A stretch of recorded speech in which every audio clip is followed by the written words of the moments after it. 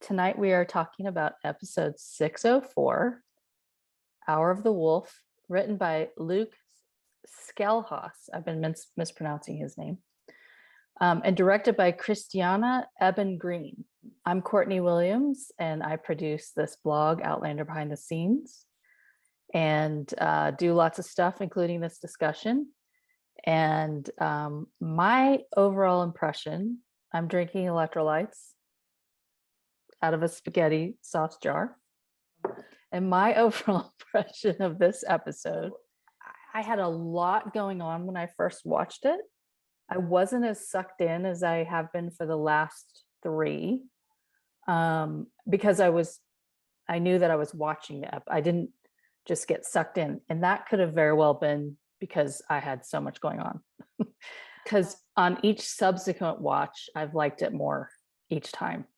And it wasn't that I didn't like it, I did like it. It just didn't feel as cohesive as the others. It didn't feel like that I was just lost for an hour or however long it was. But however, when I went back to prepare for this and was doing favorite scenes, I grabbed more scenes than I have from any episode yet. So I guess my point is, I thought it was really well written, really well directed, really well acted.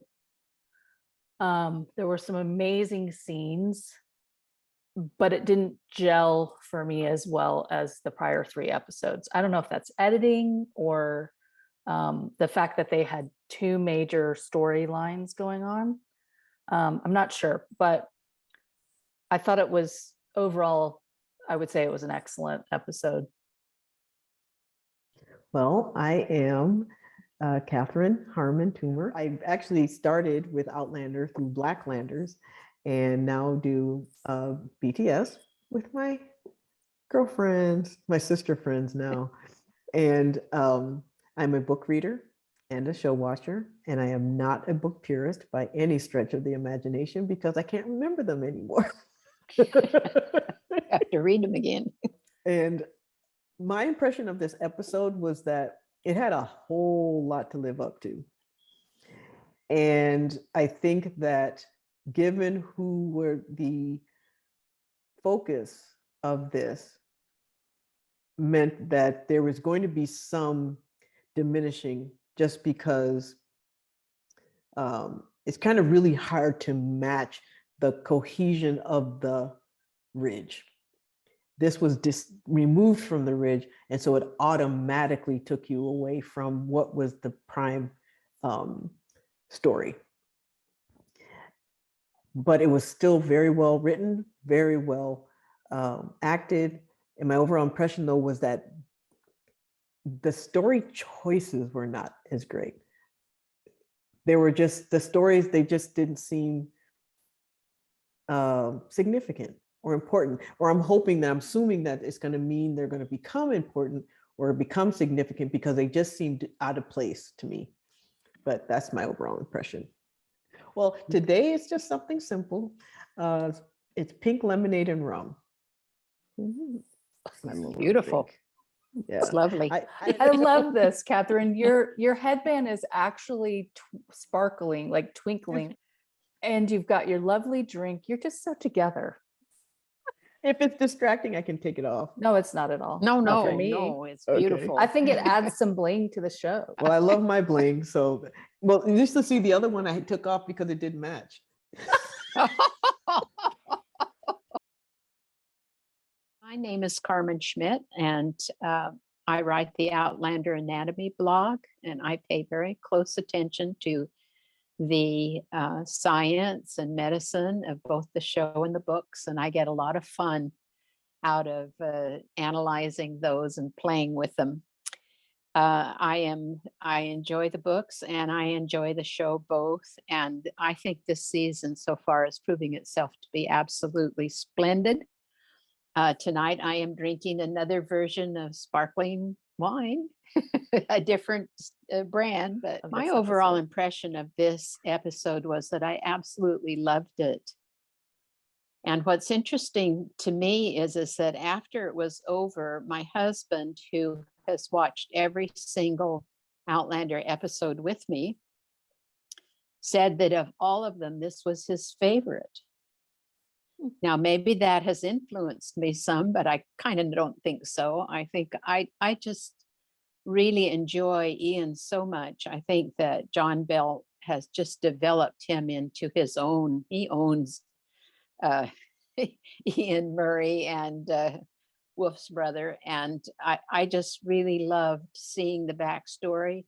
I thought it was well done. I thought both the Cherokee and the Mohawk were well represented in this episode. My favorite scene was when Ian and Emily were where she was pregnant, and he was just being so tender and sweet and so in love, and it was just so well acted. It just seemed so real. I mean, it didn't feel like a scene. It felt like almost like a love letter, but in picture. It was just so beautifully done, and he behaved. I just loved that, and the way they looked at one another, and the softness, the kindness, and it was just beautiful. I thought it was just absolutely beautiful. My favorite scene was the end scene with Malva and her little witchy shoes. I thought that scene was brilliant. I could not believe it when when they show her little tiny feet and just that going, the creak, and then the going up on her tiptoes so she can see what they're doing, and the music that came in. And I've noticed there's so much literary reference in this season. And I thought of, of course, the Wizard of Oz, where they show the witch's shoes. I thought that scene was amazing. I just loved that scene. My favorite scene was Jamie and Ian by the river, praying together, and the discussion that preceded that. But I just thought that was so lovely to see an older man reach out to a younger man and help him through his extremis. I just was very touched by that. I thought the performance of both of the men was wonderful. And I thought they made contact with each other, emotional connection with each other, like we would expect Jamie to reach out to Ian. And I really loved that scene. That was my favorite. It was hard to choose. I have several, but that was, I guess I would put that at the top. One of the things I liked about that, we keep talking about how things harken back to, and we keep harking, and it reminded me back when they first went back home after he ran away from home, and he had to take Ian back to Jenny and Ian Sr., and how, Ian's like, this is your doing, so you go give him his punishment. And just that whole exchange and their bond, it just went back to that. I think up to this point, there's been a certain level of division. I think there was like a sort of like stranger, like they were strangers at first when he came back, and then he was a man, he wasn't the little boy anymore. And then this episode, he became the nephew and he was the uncle, like they were back in Scotland.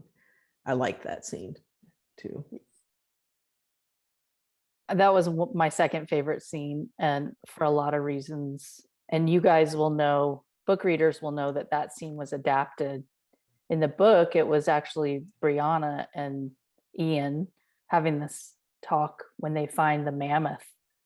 Ian's found the mammoth bones and he wants to show them to Bree and ask what they are. And then they have that conversation. And she says that Frank will look for Isabel in heaven. And I thought this was such an excellent choice to adapt and to do it with Jamie, particularly because in season 2, episode 207, Faith, Tony wrote that episode and she was having trouble with it. And Ron said it has to be all about the baby and Claire's grief about the baby. And they actually filmed a scene about Jamie's grief, but they cut that because Ron's idea was, in that moment, for reasons, you know, I have my theories, but the show was supposed to all be about Claire, and they were, you know, trying to downplay Jamie at that point, which I was never a big fan of. So they cut out all of his suffering about the loss of that child. And I feel like this was almost like a, here, you get to have that moment again, because you saw it when they were in the tent and he's telling him this, you know, about it. And you see Jamie, you know, all these things being evoked. And then he gets to share his grief, and he gets, as he comforts Ian. And I thought that was a nice thing. And I love the paternal Jamie, you know, that we're seeing in this season with Fergus, with Ian, with Bree, with Marcelly, with, you know, his grandkids.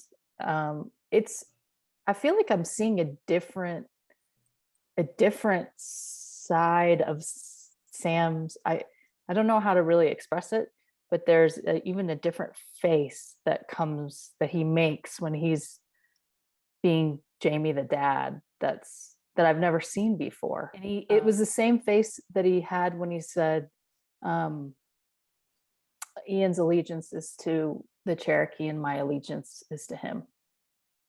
I don't know what that face is, but it's Jamie's dad face, and I love it. And then just the last thing about that scene is, you know, Ian, it's not even the eyebrows, it's his brow. He's so expressive with his brow and his eyes. Anyway, he's just like Murtaugh, even more so. He's a brow actor. And anyway, he just conveyed a lot with those brows. My name is Antoinette. By profession, I'm a criminal. Used to be defense attorney. I've now gone over to the side of the devil, and I'm now a prosecutor. I discovered Outlander in season 2. And after watching season 2, I immediately started reading the books. By the time season 3 came around, I had read all of the books that had been published up to that point. And so I love the books. And I have come to really love and appreciate the show for itself, and also for the fantastic Outlander community that it has spawned, through which I've met some of the most marvelous people. My overall impression of this episode was hot shit. This episode for me was, I'm gonna start crying. Immediately after I watched the episode, I posted on Twitter that I have a lot to say, but I just wanted to say that the episode was fantastic. I loved every minute of this episode from start to finish. I love the adaptation. The script was top notch, and it gave this ensemble some incredible material, and they delivered big time. The director, anyway, I love the episode. I thought it was fantastic.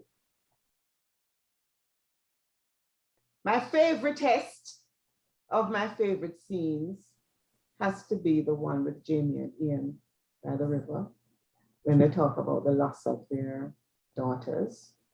And it is my favorite for a very personal and particular reason, because it helped me break through something that I didn't even consciously acknowledge that I was struggling with. So that was my favorite test of all my favorite scenes in this episode. My other favorite was when Jamie and Fergus, mainly because I love Cesar. The fact that Cesar is being used, I'm just so glad, because he's such a good actor. And he holds his own against Sam, who is a phenomenal actor.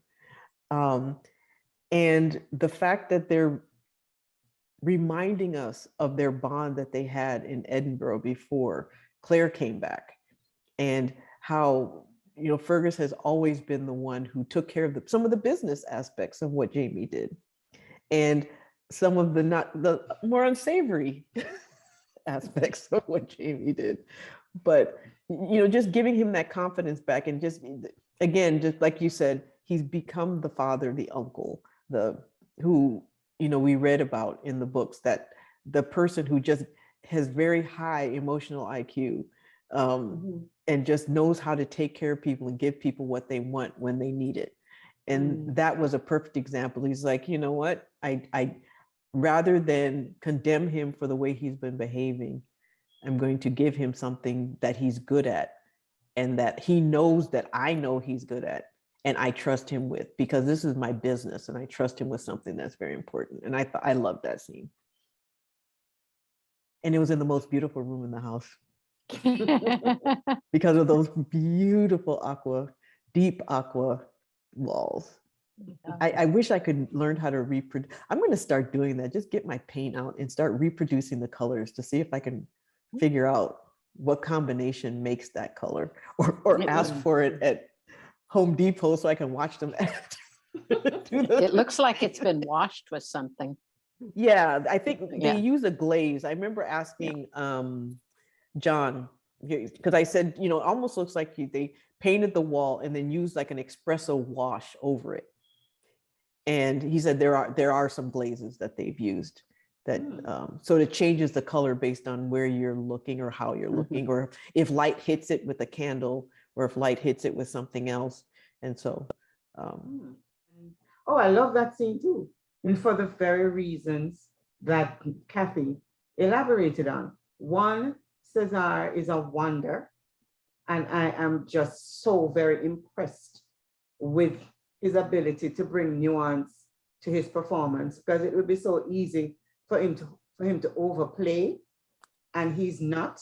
I don't know if it's that he's like that instinctually, or the director is reining him in, but whatever it is, he is really delivering. And I love to see Jamie and his sons.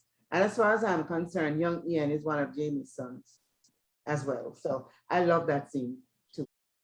I thought Fergus did wonderfully. He did not fall into melodrama, which he easily could have, given that this is the aftermath of what had occurred. And I loved it when he said, "I know what you're doing, my lord." Yeah. I just thought that was, and it was said so subtly and so, with such insight. He knew what was Jamie was doing for him, and he loved him for it. What I noticed is also how Cesar played that. What I noticed was his stillness, his frailty, his humility, in contrast to Jamie's nervous vitality in that scene. And then at the end of it, when he walks out and Jamie, you see the tension go out of Jamie. And I thought, how many times have we as parents had that experience where you're getting your kid through something and then you just like, oh, gee, when it's over and you just take that exhale.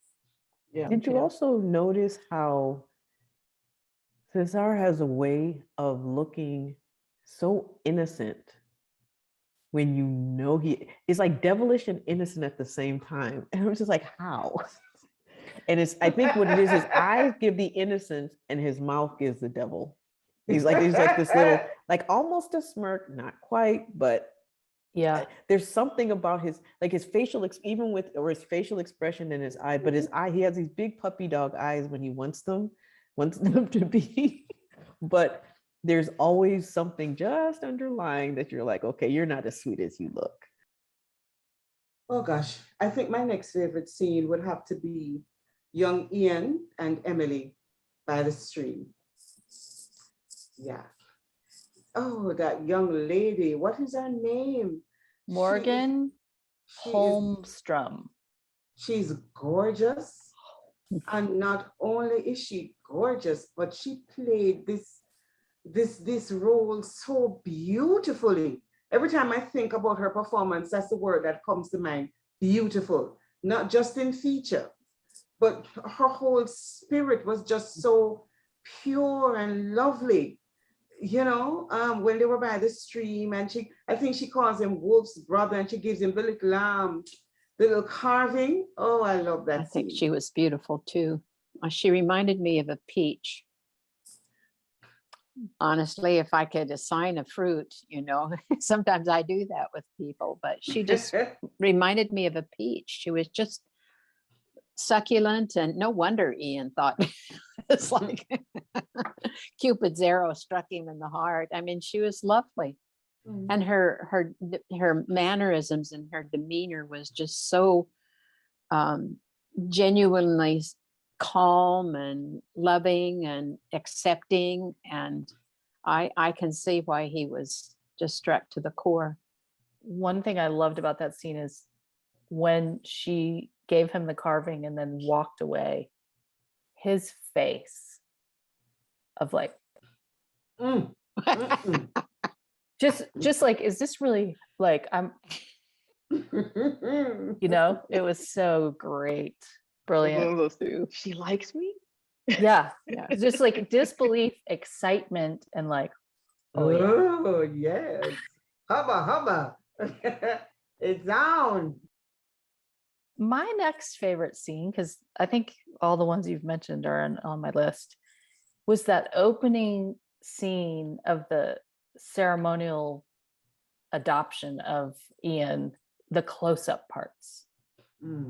With the women doing all the things with their hands and plucking out his hair, and all that first little part I thought was really very also beautiful, so artistic, and I loved the close-up and just the faces and seeing their hands in the whatever that stuff was, and I thought that was beautiful. Yeah, I like that too. Especially because I really like the fact that they were showing something that was, probably thousands of years old, a tradition that was passed on that most people wouldn't be able to see or even know about. And I'm pretty sure it was done accurately. I mean, it seemed accurate. I can't imagine that they would, fudge on that it was celebrated. It was just, it just felt like something we don't get to see very often. It wasn't a Eurocentric scene. It was just about nothing but them and their tradition and their history. And it was him being brought into their world, not the other way around, which is what we usually see. I was deeply moved and touched by the lovemaking scene between Ian and Emily when she was undressed and on top of him. The look on his face, that man, his facial expressions are just pull me in every time. His range is just incredible. It was hard for me to believe he was acting, I mean, it was just the way that he spoke to her, and the ecstasy that he expressed in that was just deeply touching. And her,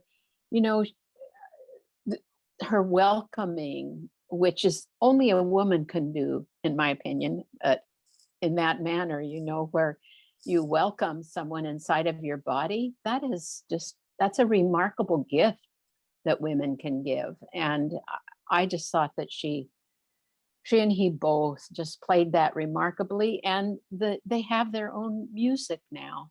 I don't know if you noticed, but it was really lovely and soft, and there was a lot of flute in it, and what sounded to me like violin.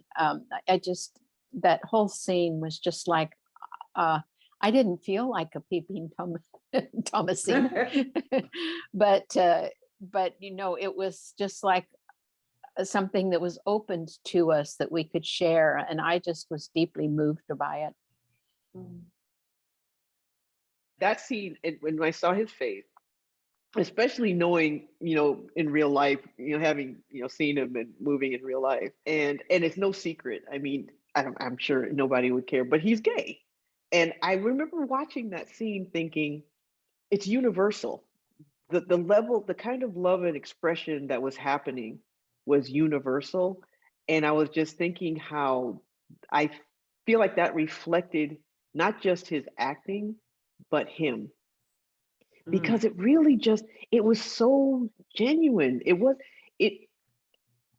their connection, like if everyone else is always shipping everybody, if I didn't know already that he was gay, I would have thought they were a couple, because that seemed real. The other stuff you can kind of tell is acting. You can tell, put your hand here, cover here, make sure this doesn't show, that kind of stuff. It was not there with this. It was just so beautifully done. It was a lovely, lovely little scene. Yeah. Yeah. I liked it too. I It didn't was get also any hormonal reaction, but it was beautiful. same here. I did. You did, Carmen. You I did. hormonally react to everything, though.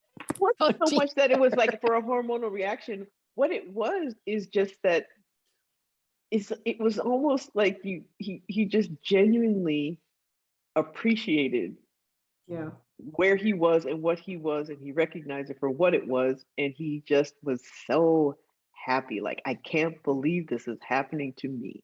And that's basically, and that came across. It's like we finally got a woman like a women empowerment moment without it being shoved in your face. It was just because it's true. It's a tradition. It was real. They did choose. It was very matriarchal. Yeah. In fact, it wasn't until later that got destroyed and it became patriarchal, but it was always based on women. And it stopped some places, it still is, but the more traditional areas. But I was just so glad they showed that, but in a way that was soft. Yeah. Yeah. Yeah, I agree with you. That's one of the things that I noticed, the fact that we're getting to see this matriarchal society and to see women in their strength and in their power, empowering their men, and together, doing things. And it's not one is up and one is down, but the women lead, but they lead with soft power. Yes. So I love that we got to see that. And the male acceptance of it. Yes. Exactly. As if it's just the most normal thing. Yeah. I wanted to comment on that scene. I was not hormonally, what do we say, engaged by that. I felt like I was watching art. I was turned on, my aesthetic sense was turned on by the way they shot that scene of her from the back, in the light, the camera, the film was almost like sepia or something, which is probably a really good idea because John Bell is so white and it would have muted them, so that could have been a little distracting, I think. So, showing her movement so beautiful and slowly from the back, and then one constant coming around and showing him, and I just felt like it was so beautiful. The camera work was so beautiful, and the music, just lovely, and their facials, and it was so tastefully done. My next favorite is Jamie and Ian in the tent, when Ian fills him out on the total backstory, and then we see that whole tableau play out with Emily and the loss of the child, and them turning him out of the village. And it's not that they rejected him, it's just that they thought that it would be better for him, that he would be better if he returned to his people. I love that. Your spirit will be strong with your people. That was one of my favorite lines. So, and then when they were together, when Ian and Jamie were together, and you saw Jamie's eyes filled with tears, listening to Ian recount. And oh gosh, it's so, in this world where toxic masculinity is just the norm and people accept it and have to find ways to navigate around men who are just awful, it is so affirming to see two men with intelligence, with compassion, with empathy, and it wasn't all soppy and ridiculous. It just felt genuine and real, and that scene, that scene did things to me. I'm glad they put it in. I was wondering because there was a perfect opportunity for him to bring up Faith last episode, and I was like, are they not going to mention show the parallel? But then now I see why. I noticed about that scene, he didn't bring her up because he was just in the place of listening, but he was experiencing his own grief and loss based on what Ian was telling, and just staying over there, letting Ian stay in his own body and telling his story while Jamie suffered quietly as he was present with Ian. Yeah. He didn't impose his own suffering on Ian, as a lot of people tend to do when you are sharing your grief. They want to then, but you think you're sad, listen to what happened to me. No, people do it. Totally, I know. That's why I'm laughing. I think that I was touched by the fact that Jamie was silent, didn't try to solve it for him, didn't try to tell him what he needed to do, didn't try to, prophesy what was going to happen to him in the future, that he would be okay and he would move on, and all of that blah, blah, that all of us probably do from time to time. He just sat silently and let him speak. Because he's been silent now for 2 years, at least since he's come back from the Mohawk, and he hasn't really told anyone until he told Marcelly, and Jamie overheard it at least in the TV part. And I just thought that was just a lovely, like was said, a lovely demonstration of how two men can be supportive of each other. They don't have to talk about sports all the time. You can actually, talk about something deeper than that, something that moves your heart and that's important to you. And I thought Luke wrote this really beautifully. So beautifully. Like Luke gets the most improved, that how they always give those out. Yeah, he's written 7 episodes of Outlander now, and I think this is his best by far. He just keeps getting better. Yes, the restraint and how Jamie just listens, the power of that, showing that, it's so hard to do. I strive to do that with my loved ones, and sometimes I'm great at it and sometimes I'm not, but it's such a great skill. My next favorite scene is the one where Emily tells Ian to leave in the tent with Ga Helodun. It's very short. There's not a ton of dialogue, but you just feel it all. You see how heartbroken Ian is and angry, and you see how heartbroken Emily is, and then you see how uncomfortable Ga Helodun is.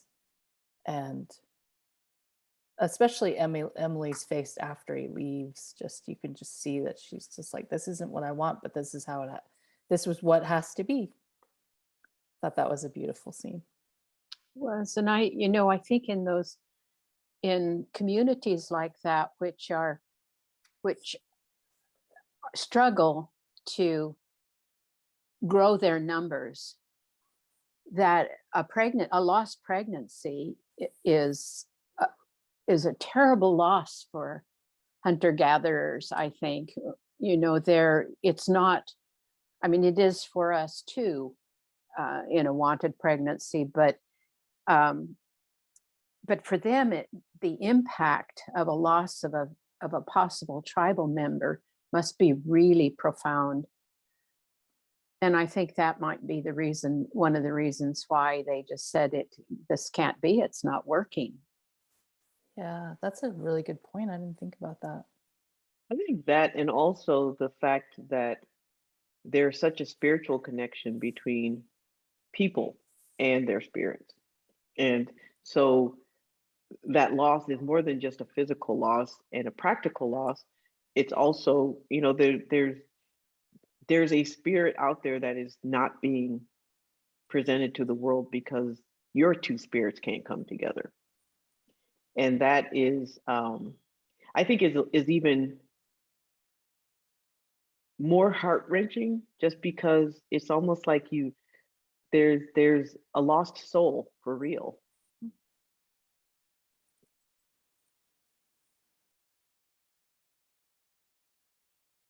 Tremendously weighty to the community, I think. Because they're all interconnected, and that's why they made him leave, because for his own soul, to protect him. Poor Ian. That broke my heart for him. That was really heartbreaking. And you know, in the book, you see, I love this departure from the book where they made Kyle, I can never pronounce his name. Gahalodin. Whatever. The one in the red coat. With the skunk. Be the one who took Emily. And he didn't take Emily away from Ian. And there was not that, you know, in the books, there was a jealous guy and who was always watching them and being all super creepy. But it's as if he stepped up to take her under his wing, to protect her. You know what I mean? And it wasn't a sense of gloating over, see, I'm taking her away from you kind of thing. I thought it was a sweet little adaptation, because I wasn't sure how I would like if they had played it the other way, but I like this way because I didn't see that animus from Kelly towards Ian. And she chose him. She Antoinette. still chose him. She It chose wasn't. He Gahalodin. couldn't have taken her from Ian, because she makes the choice anyway. Right. So, Right. Yeah. I liked very much that little hunting scene between Cohiladen and Ian in the woods, and they bring up Jolene. What was her name? Jolene. Jolene. Yeah, that's as close as I can come. Joyeon. Yeah. Okay, so they explained in just 2 sentences that yes, her baby is taken care of, that all of them will help raise her, and that you know, the main person is the sister of Jolene,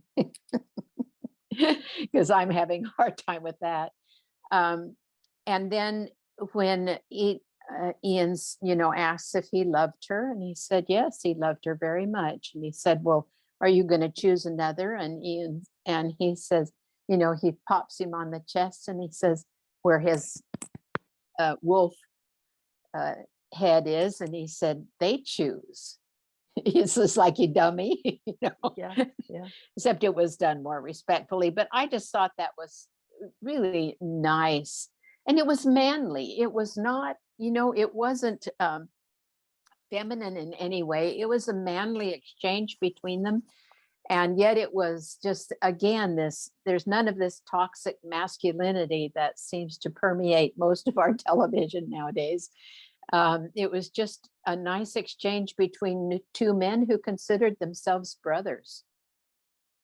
I do have to say that she is not the Emily that I had chosen back in 413, I think it was. You know, I saw the profile of a young woman. I thought maybe she would, you remember, I put myself on the line about that, but no, it's not the same woman. I did. I went back and looked also to see if it was the same person. I did too.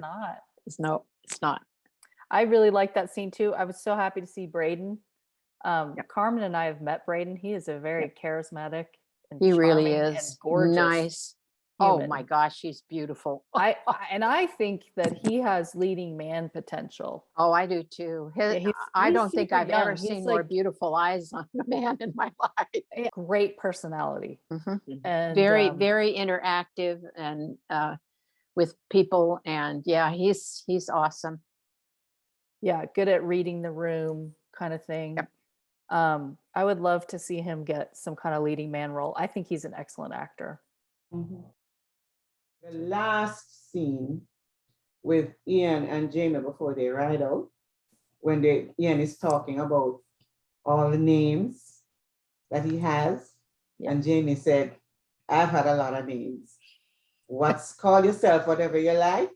What's important is who you are in here. Loved it. That just put a nice cap, draw a line under the consolidation of Jamie, as far as I'm concerned, Jamie as Ian's father. Yeah. I just love that. I love that one too. That was on my list. And I think it's what I loved about it. And you know what you said, Antoinette, about toxic males. I have to say, I don't have a toxic male in my house, and I have 2 males in my house. I'm assuming, Catherine, you don't have a toxic male, and Carmen, you don't have a toxic male. have You know, there are 3. lots of great non-toxic males out there, but we do see a lot of toxicity. But what I loved, and I do see in my own house, because my husband is a really good listener, but that switch kind of back to Guy, it's time to move forward. I'm getting everything ready. Let's get on with it.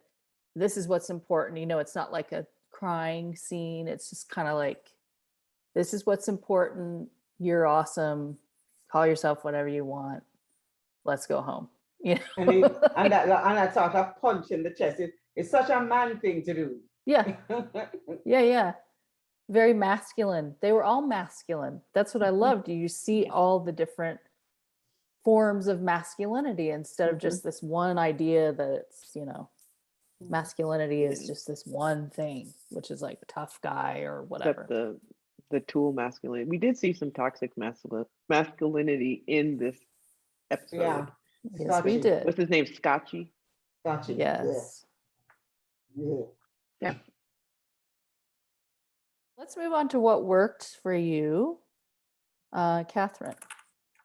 What worked for me was the adaptation, definitely. At this point, it's hard to tell what is direction and what is instinct on the part of the actors, but whatever that combination is and whatever level it is, it works across the board. Even in the scenes I didn't particularly like or thought they were disjointed and could have done without, the acting was still very good, and the way it was done was still very good. And so that really worked for me. The other was that usually, as I'm watching, I'm looking for things, I'm listening for things. I'm like, you guys keep mentioning the music, and I realized I didn't notice the music at all. Oh. Which is unusual because I play the violin. I usually listen for violins when I'm listening to music. I didn't even notice the music because it's almost like this feeling of, if you start to notice something else, you're going to miss the subtlety of what they're doing in this scene. So you just focus on what they're doing. And so that the acting, the directing, that worked for me. I mean, I rewatched this episode immediately after I watched it the first time, which is very rare for me. I don't normally do that because just like Kathy said, it's like I wanted to make sure that I wasn't missing anything, you know, because it was so rich and so layered. The writing worked brilliantly for me. The devices that were used to convey key core story points was extremely well done. The use of the conflict between Cahilodan and Ian, which is obviously not in the books, because it's seeing him that precipitated Ian going back down memory road. And I thought that was extremely clever for them to bring him back and let him be the catalyst, you know? And so we are getting the key beats in the story, but with devices that are not from the books. but which works so excellently. And so my thing is the writing, because it starts with the script. Because no matter how good an actor you are, no matter how marvelous the director is, if the script is a piece of garbage, you're gonna get a piece of garbage. I don't know if they were smoking some good weed in the writer's room, but whatever it is, woo! Give me a draw off of that split. Spoken like a true Jamaican. Yeah, exactly. The village, the Cherokee village. I just soaked in everything about that whole village, from the racks where the meat or whatever it was drying, to the children, to the little pathway, to the costumes. I was just enraptured by that. All the little details in the village and on the costuming and the hairstyles, everything was just so well done. Whoever their consultant was from the First Nations, who they brought over, whoever, I mean, did a marvelous job. And I think they paid homage to these First Nations people as a way also of paying homage to people like the Highlanders, who were like them, displaced by a colonizing force, so that is what really grabbed me. What worked for me, I already talked about multi-dimensional Jamie. Mm-hmm. We are getting to see his intelligence, his emotional intelligence, his language, his thinking on his feet, his diplomacy, his all those sides of Jamie that kind of, for a while, he was a little one-dimensional. I'm loving how they're honoring the male and female characters as multi-dimensional and equals, instead of having some archetype who's showing an agenda. That's doing some agenda. That didn't work for me, and they're not doing that anymore, and I love that. I already talked about the subtle literary references.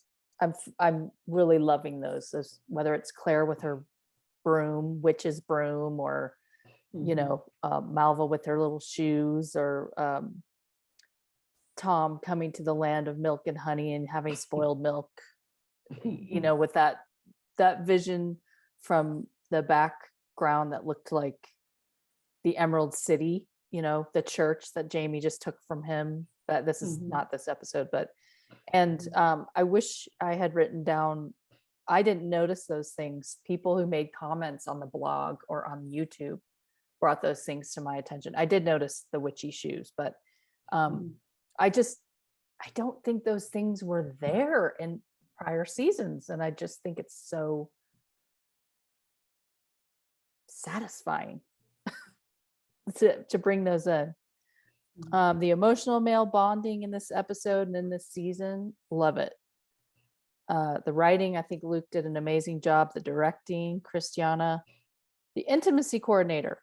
I think that is adding so much to this season and to this episode. That scene, I don't know if you guys noticed, but Ian had his hands on her breasts, and I thought, I wonder if that was a creative way to honor her request to not have her breast show or something, and still make it seem, because that's a realistic thing that happens, and still make it seem realistic. Anyway, I can go on. The camera work, the acting, the music. Again, I feel like this season is just the adaptations. I feel like this season is just next level, and this episode was no exception. Yeah. I mentioned something, Courtney, about the intelligence, and really, in the past, we used to say it felt like our intelligence was being insulted. Like they just didn't treat us as if we are intelligent people watching the show. That is not the case now. Yes. I mean, not only are they not insulting our intelligence, they're honoring our intelligence. Yes. Yes. Yeah. Yes. Yes. Yes. And yes, yes. Diana's Yes. Yes. too. You know, I Yeah. mean, they are, you can tell that these people have read the books Yeah. now. But like we said before, watching the scenes that are very similar to the book, you get the same emotional reaction to Mm, watching as you do when reading. Even if Yeah. it's not identical, even if it's not the same thing, how the reaction you get, the emotional reaction is still the same. And that, to me, is a true adaptation. That's You phenomenal. convey the essence without having to do it word for word or scene by scene. And I find myself not really being sure if certain things were in the book because it's so well done that Yes. I just can't remember. And well, part of it is because the Droughtlander was so long that I went past this book and kept reading and then read Bees. So it's not fresh in my mind like it usually is. But I also just think, it's just like our conversation about Tom Christie last episode. Well, as a book reader, in the back of my mind, I know what's happened, what happened. I didn't remember it. But we're right there with the show figuring it out, even though we're book readers. Like, that's a feat, because they're adapting it so well and actually taking us on this journey instead of being like, oh, we know what's going to happen and you guys did it wrong. Yes. Very important. It's like, wow, what's going to happen? That's how I feel. It's so exciting. The Mohawk village and the Cherokee village, I just loved the whole setting. I love the costumes. I love the presentation of the lifestyle that they were portraying. And I just thought it was extraordinary. My goodness, they put a lot of effort into that. The costuming was fabulous, even down to the skunk that, Clan Hewen, I think it was, noticed, but the skunk on Kohi-Laden shoulder was awesome. But a scene that I really enjoyed and what worked for me was the small scene between Chief Bird and Jamie when they went off in the tent, and Jamie explained to him that the women in his family had dreams. And I love the fact that the chief listened and did not, he just accepted it. Because they, from what I understand, they believed in dreams, the power of dreams, and he didn't think that was weird at all. Whereas Jamie said, I have to be careful. I can't just say this to anybody. I can't go around saying it or people would think I was crazy.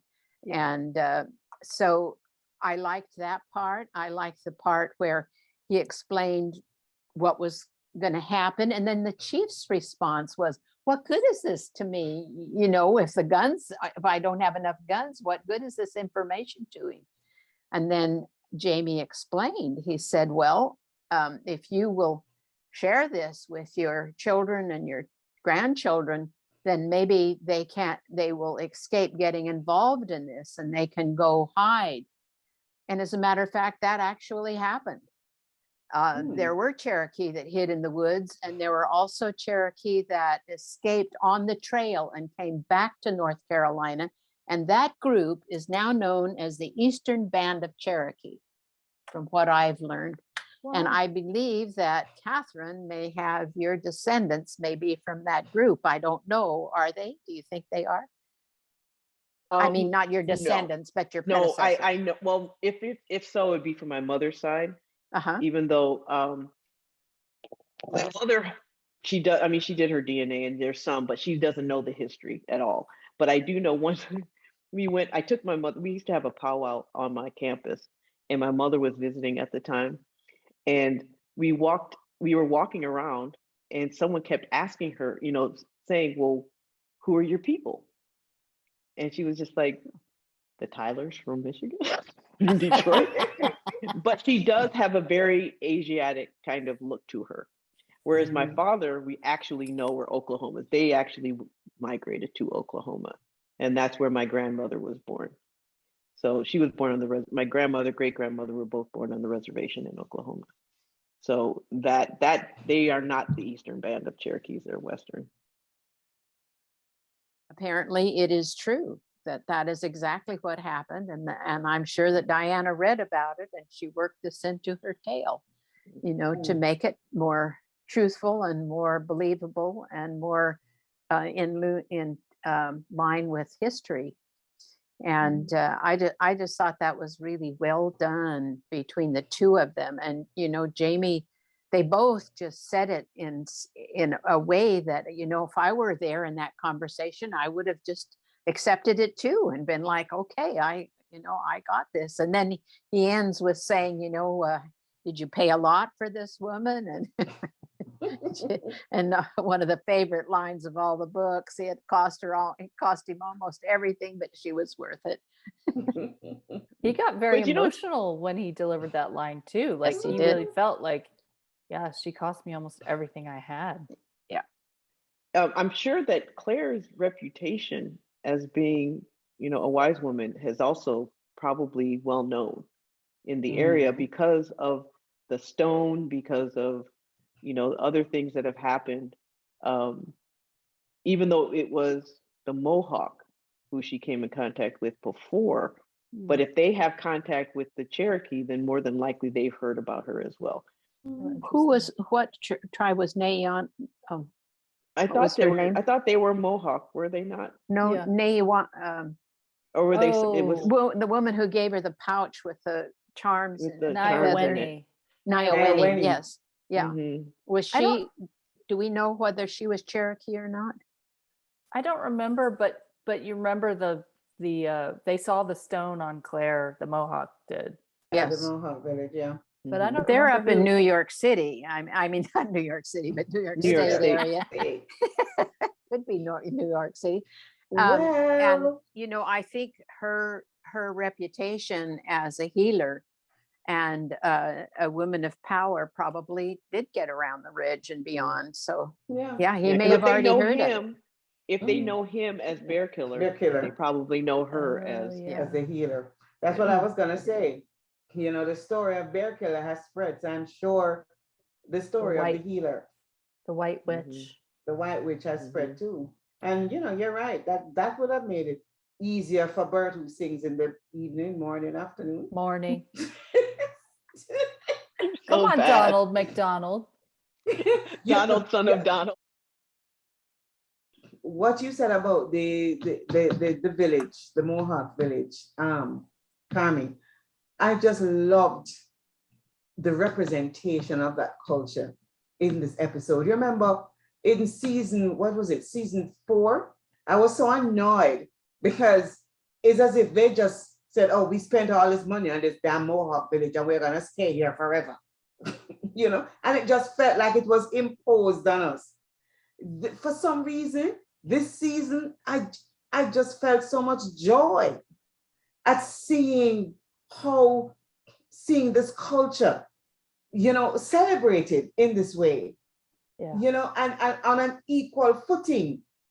And it made me understand even more why Jamie feels the way he does in terms of trying to help the Indians, because he is relating what they're going through to what the British did to the Highlanders and Yep. what the British are still doing to bloody Scotland to this Yep. day. Yes. And Americans, you know, North Americans are still doing to Native Americans. Yep. And First Nations. This is still. Yeah. All of North America, actually. Yeah.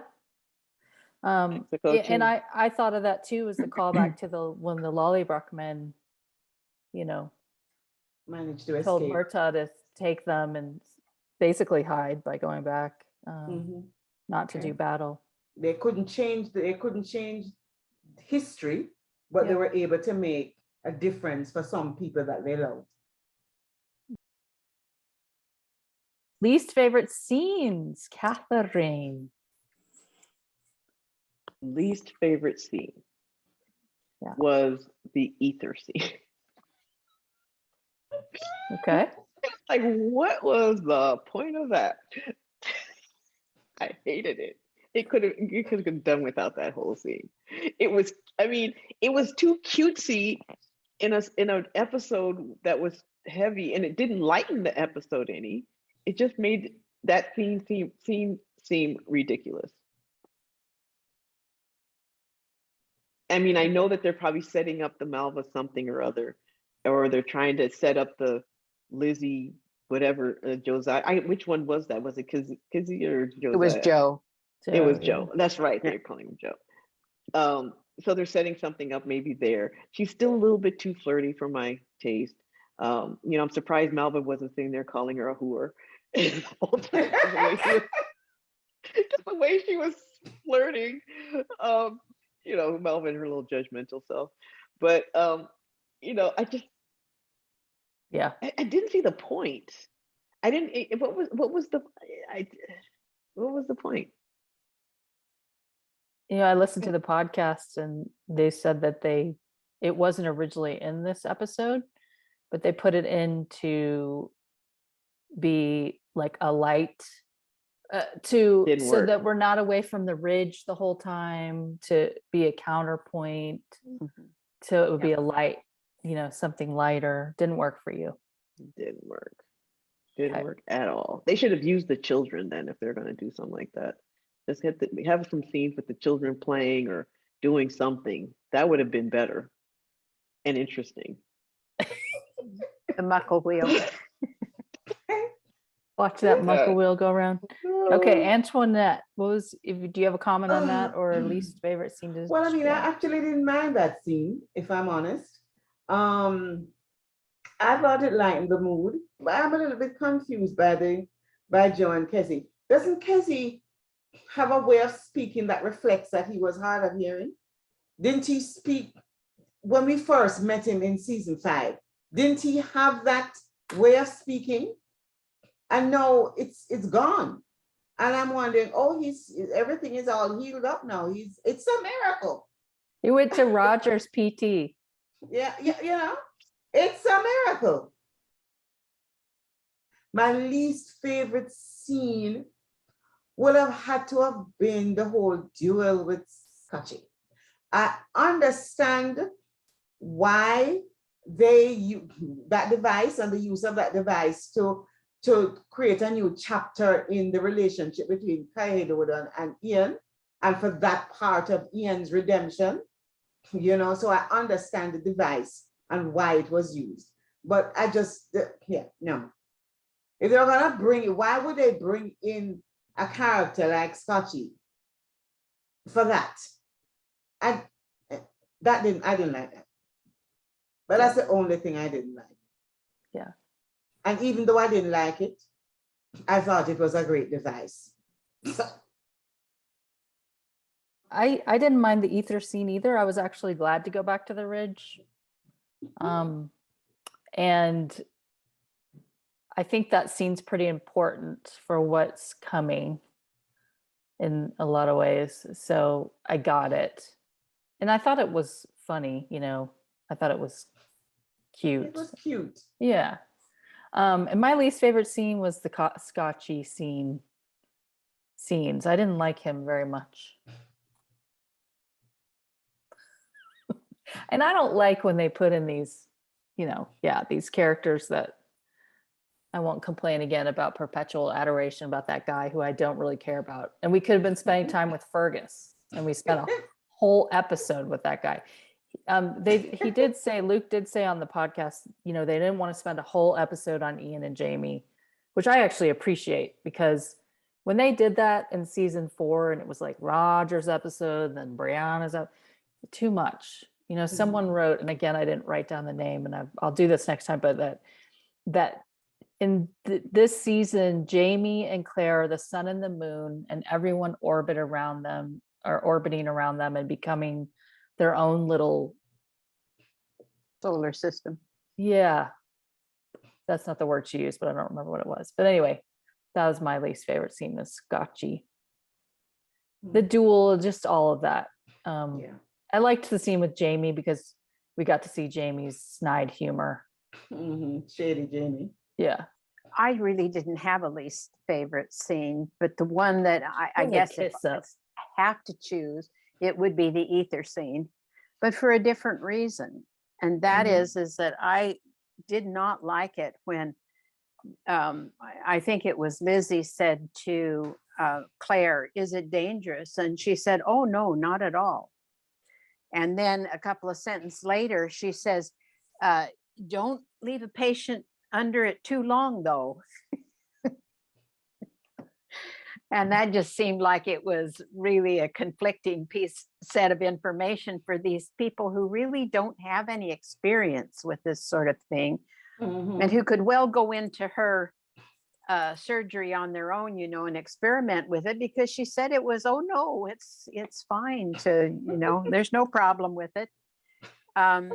Well, actually, it isn't safe, and that's why it isn't used anymore. It's a lot cheaper than the other inhalants that are used now. The halogen-based ones are very expensive, and ether is cheap, but it has a lot of side effects, and is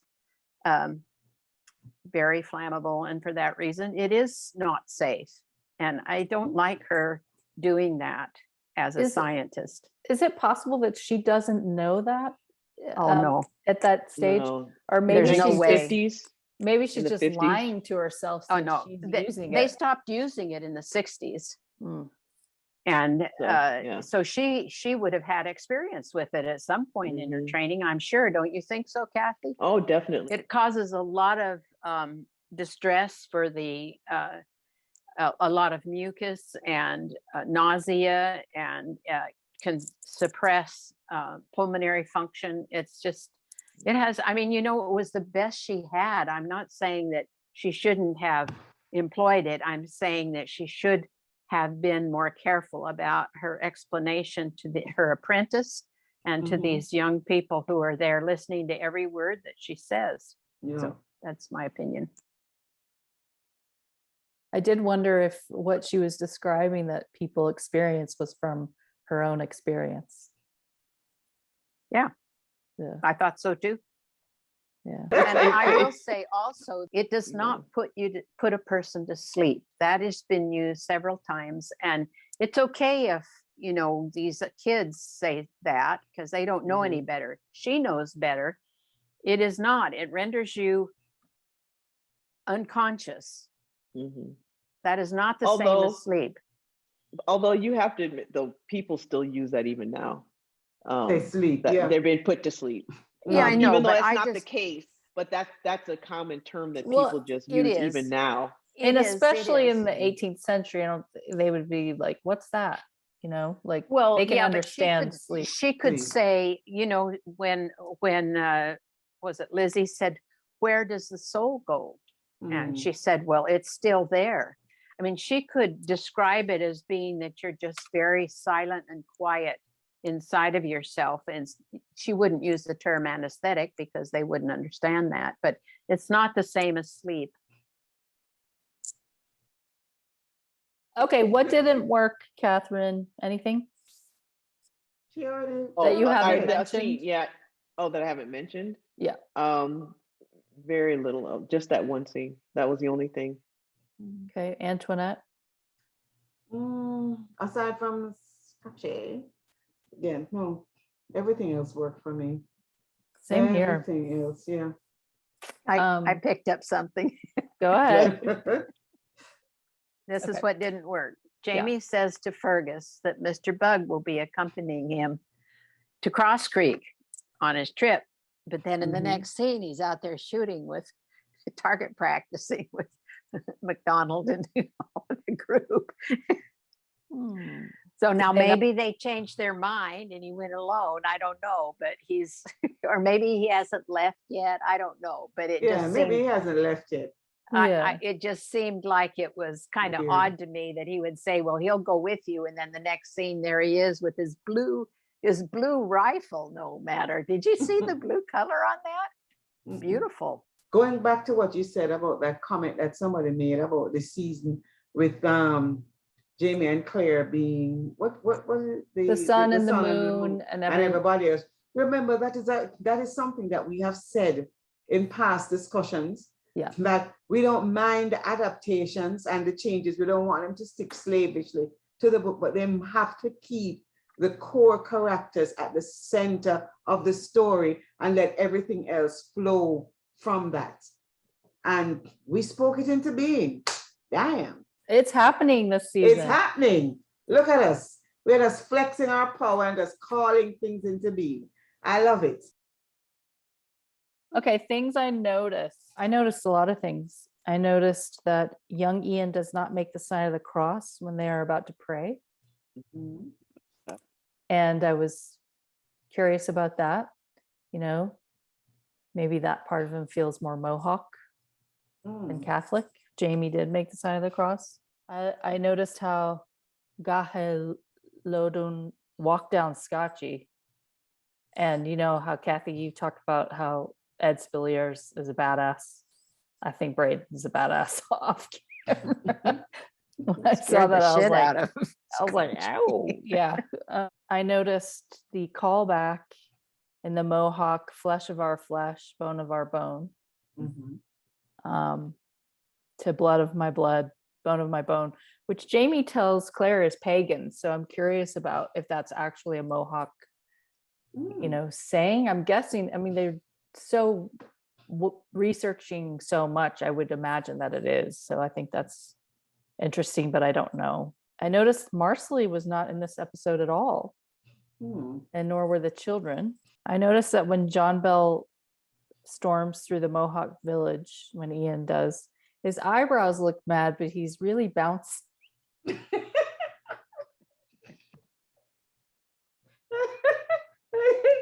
bouncy. Is that what you said?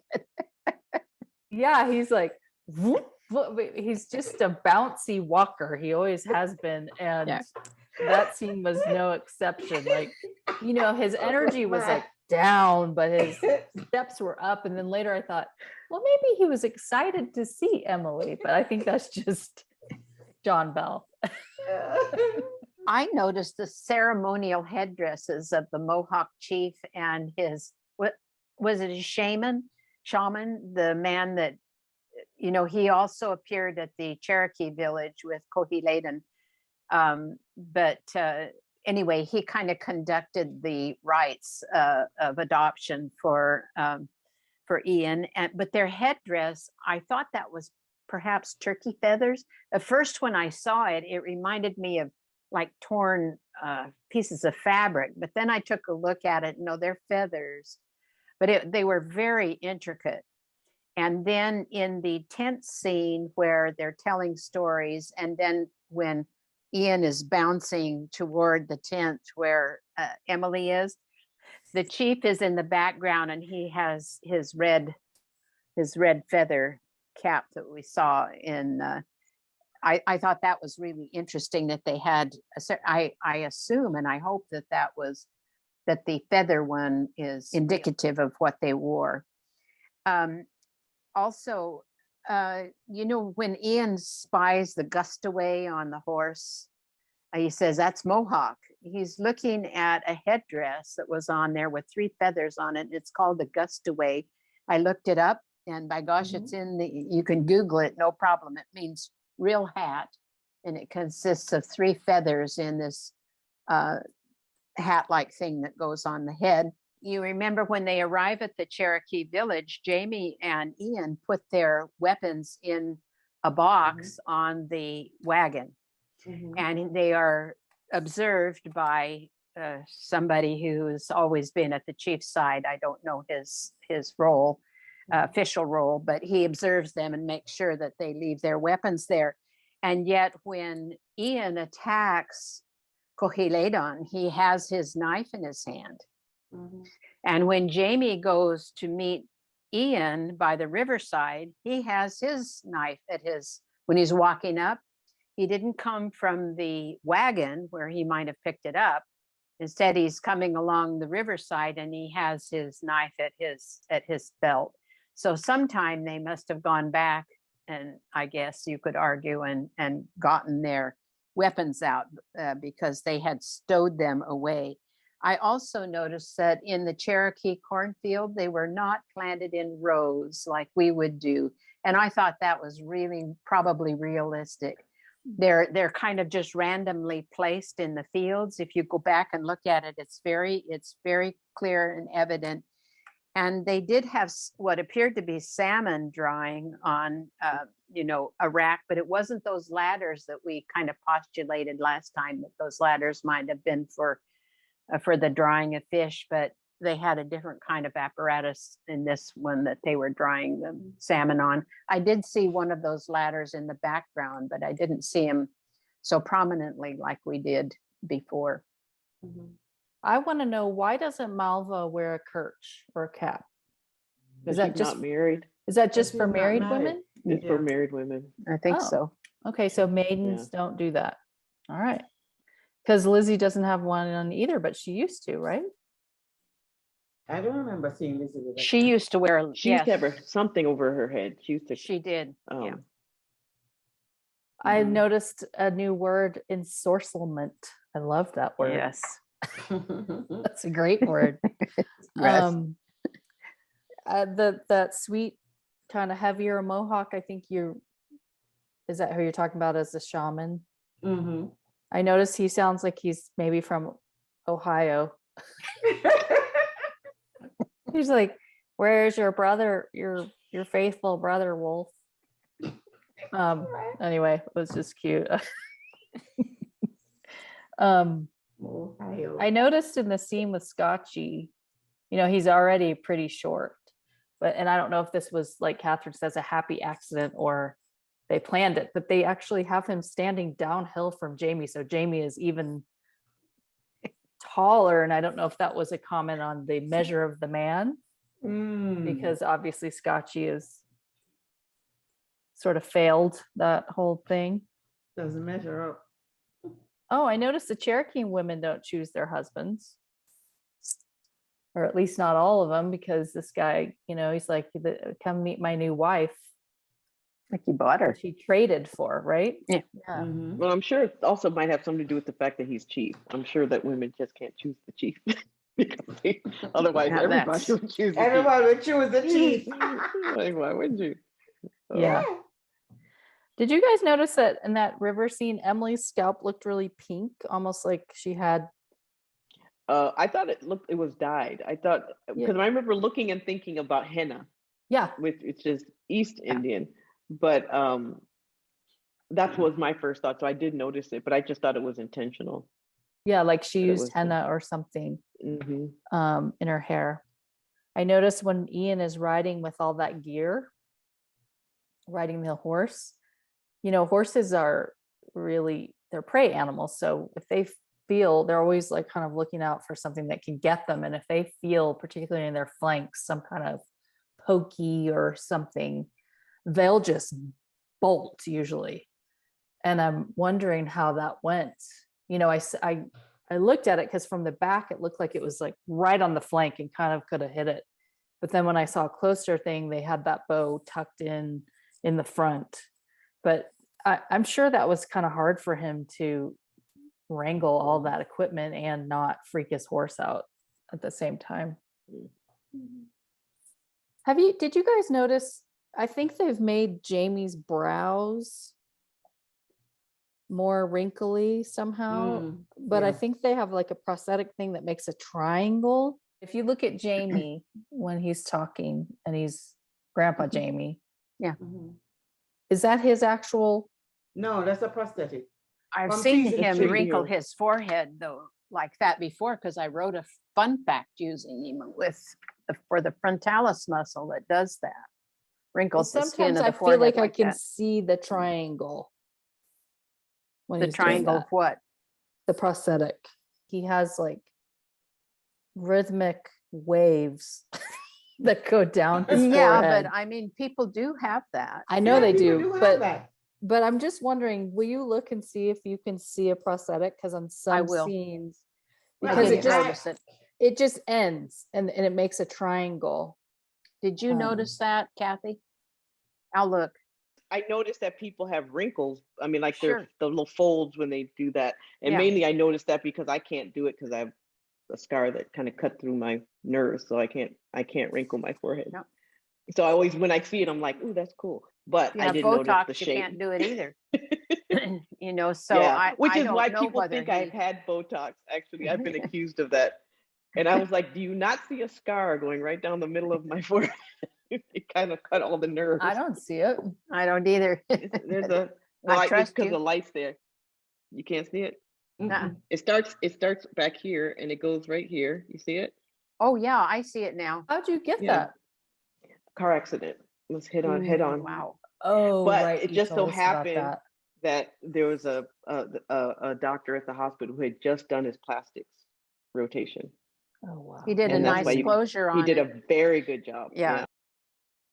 I heard crickets when Emily gives the very faintly in the background when Emily gives Ian the bracelet, the wampum bracelet. And I thought that was really lovely. I didn't hear it the first 3 times I watched it, but on the 4th time I watched it, I heard it. It was crickets. And when she wraps that around and says that, you know, when we were joined, it reminded me, it took me back to the wedding of Jamie and Claire. And their wedding vows. It just, for some reason, I don't know, I just went there right away. And then another one was when he was kissing her baby bump. That took me back to Paris and Jamie kissing Claire's tummy when she had Faith in there. I noticed that Claire's graphite pencil had a holder for the graphite when she was writing. I love that instrument. They did use those. They had to have a handle on them because they didn't have wood around the lead or the graphite like they do now. I don't know if you saw the chief, but when after he got his guns, he takes his cuff like this and straightens it, like, you know, just kind of like this, because he has new guns and a new wife. I mean, it's a good day, right? I thought, boy, they're close together on that duel. 5 paces each would put them, you know, 20 feet apart, 22 feet apart at the most. I thought it was 10. It's supposed to be 10 in a duel.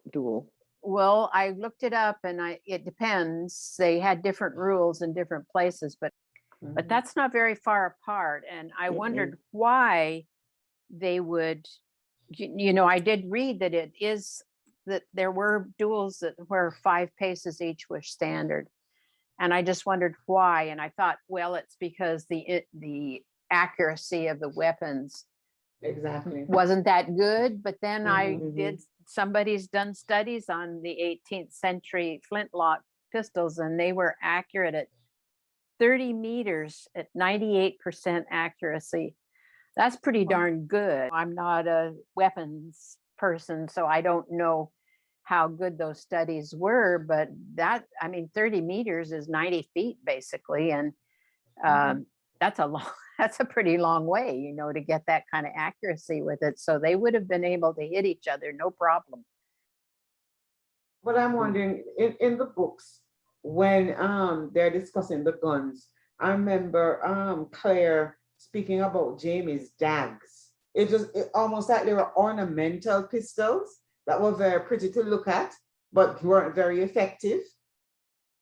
I remember he left her at home, and then she had it, and Ian said he wouldn't be able to hit anybody with that because they're so unreliable. So I'm wondering, were the pistols in the duel the flintlock, or were they these ornamental pistols that weren't just pretty to look at but not very effective? Well, I mean, I think we have to assume that Ian was telling the truth when he said this is Uncle Jamie's pistol when he gives it to Cohiladon. And he says this is the best that there is and hands it to him. So I think that they didn't do what the dags that you're describing. And I remember them. They were on if I remember right, they were on the mantelpiece. He kept them on the mantelpiece in their big house. Okay, let's go to medical anatomical. The ether scene, which was, I felt, accurate this time, which made the others more obviously inconsistent. They showed her in prior episodes using ether to knock herself out. They show in this episode what it really does. As soon as you take it off, they take a couple of breaths and they're awake again. Yeah, that's why And so it doesn't work. which is it? for So her. which is it? Mhm, Is it exactly. Yeah, a, it's the one that they showed in this episode. That well, I is know. what happens. That's yeah. why the others didn't make sense, because Right. she would have taken 2 breaths and been right back awake again. Yeah, as soon as it dropped off her face, and Mhm. she would have been awake again, and they don't show that. So she only has moments of relief. I think I said that in one of our Yeah. You did. discussions. You know, did. she But doesn't now they really showed get. it this time. Yes, this Yeah. time they showed it. That was accurate. I noticed the scar on, and I don't want to butcher his name, but the L-shaped scar on Caheloden. Cohiloden. yes, him. When he had, I noticed that he had it, and so I was looking at it the whole Yeah. time. I was like, "You're still very handsome, even with the scar on your face." It actually, I saw Yeah. some of it up here above his eye too. Eyebrow, yeah, and it came Yeah, down I like thought an it- L, hmm which seemed awfully deep, but didn't seem to affect his facial movements any. I mean, that was a pretty significant scar on his face, but it did, you would have thought some muscles would have, I mean, some nerves would have been cut in enough so that either he would have had some drooping, or he wouldn't have been able to move half his lip, his mouth, or something. But that wasn't the case. But it just sort of harkens to there being a warrior group, Yeah. because that you only get a scar like that in battle. I mean, that's not something that just happens by accident. Yeah. When Emily was at the river and they showed this flow of blood coming out, but she had leather pants on. Oh, They if were they were leggings. If Yeah. they're leggings, that's fine. Yeah. But even still, How did the- it get the- there? yeah, it just, well, not even that, but it's like it was like the stream was wider than she was, and there was nothing on the ground underneath her. It was just in the water, but nothing. There was no blood anywhere else. It just seemed odd. It just seemed like that wouldn't have been the natural way for things to have happened. Now, if she had been in the water, then I could see that being the case. But on the edge of the water, it just didn't seem, especially the amount of blood that would have come would not have been that much to create that much of a stream. Unless she was hemorrhaging, and then in that case, she wouldn't just be sitting there or squatting. Wouldn't have caught her by surprise. She would have noticed it. Beforehand. But I mean, just the amount of blood it would have taken, she would have been affected, not just the baby. First thing I noticed was the porcupine quill that they used to prick Ian's face. It had been sharpened, and it was one of the protective quills, not the other quills. I sometimes bead with porcupine quills, and they can do that. Oh yeah.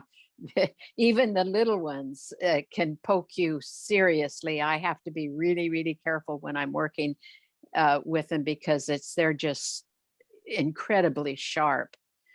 And so I was impressed with that special effects, how did it. I thought that made sense. And then, rubbing soot or charcoal into it afterwards would create a tattoo, which it did. I did think that I was a little concerned about the miscarriage occurring at the stream too. I had a little trouble putting that together, but I thought the blood in the bed scene was really convincing. And I noticed that not only was it darker, closer to her pelvis in the center, but as it had spread out on the cloth like blood would do, as it seeps, and it was lighter as it feathered toward the edges of the spot. And I thought that was convincing. I also noticed the plates in her medical book. Two of them were not her drawings. One of them, of the skeleton of the foot, it was a right foot. And when I first looked at it, I thought, oh, looks like one of Leonardo da Vinci's images. It wasn't, as I studied it, because it had the plate number on it, and he didn't publish his. It was plate number 29. So it was taken out of a textbook, and it had figures in it, figure numbers for the foot left, our left, the viewer's left, and the right, they had different figure numbers. And then the one of the in utero image too.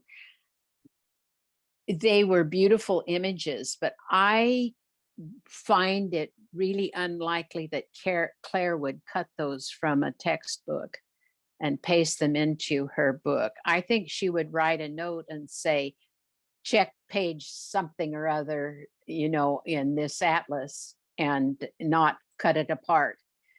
You could say, well, maybe she found the individual plates somewhere or something.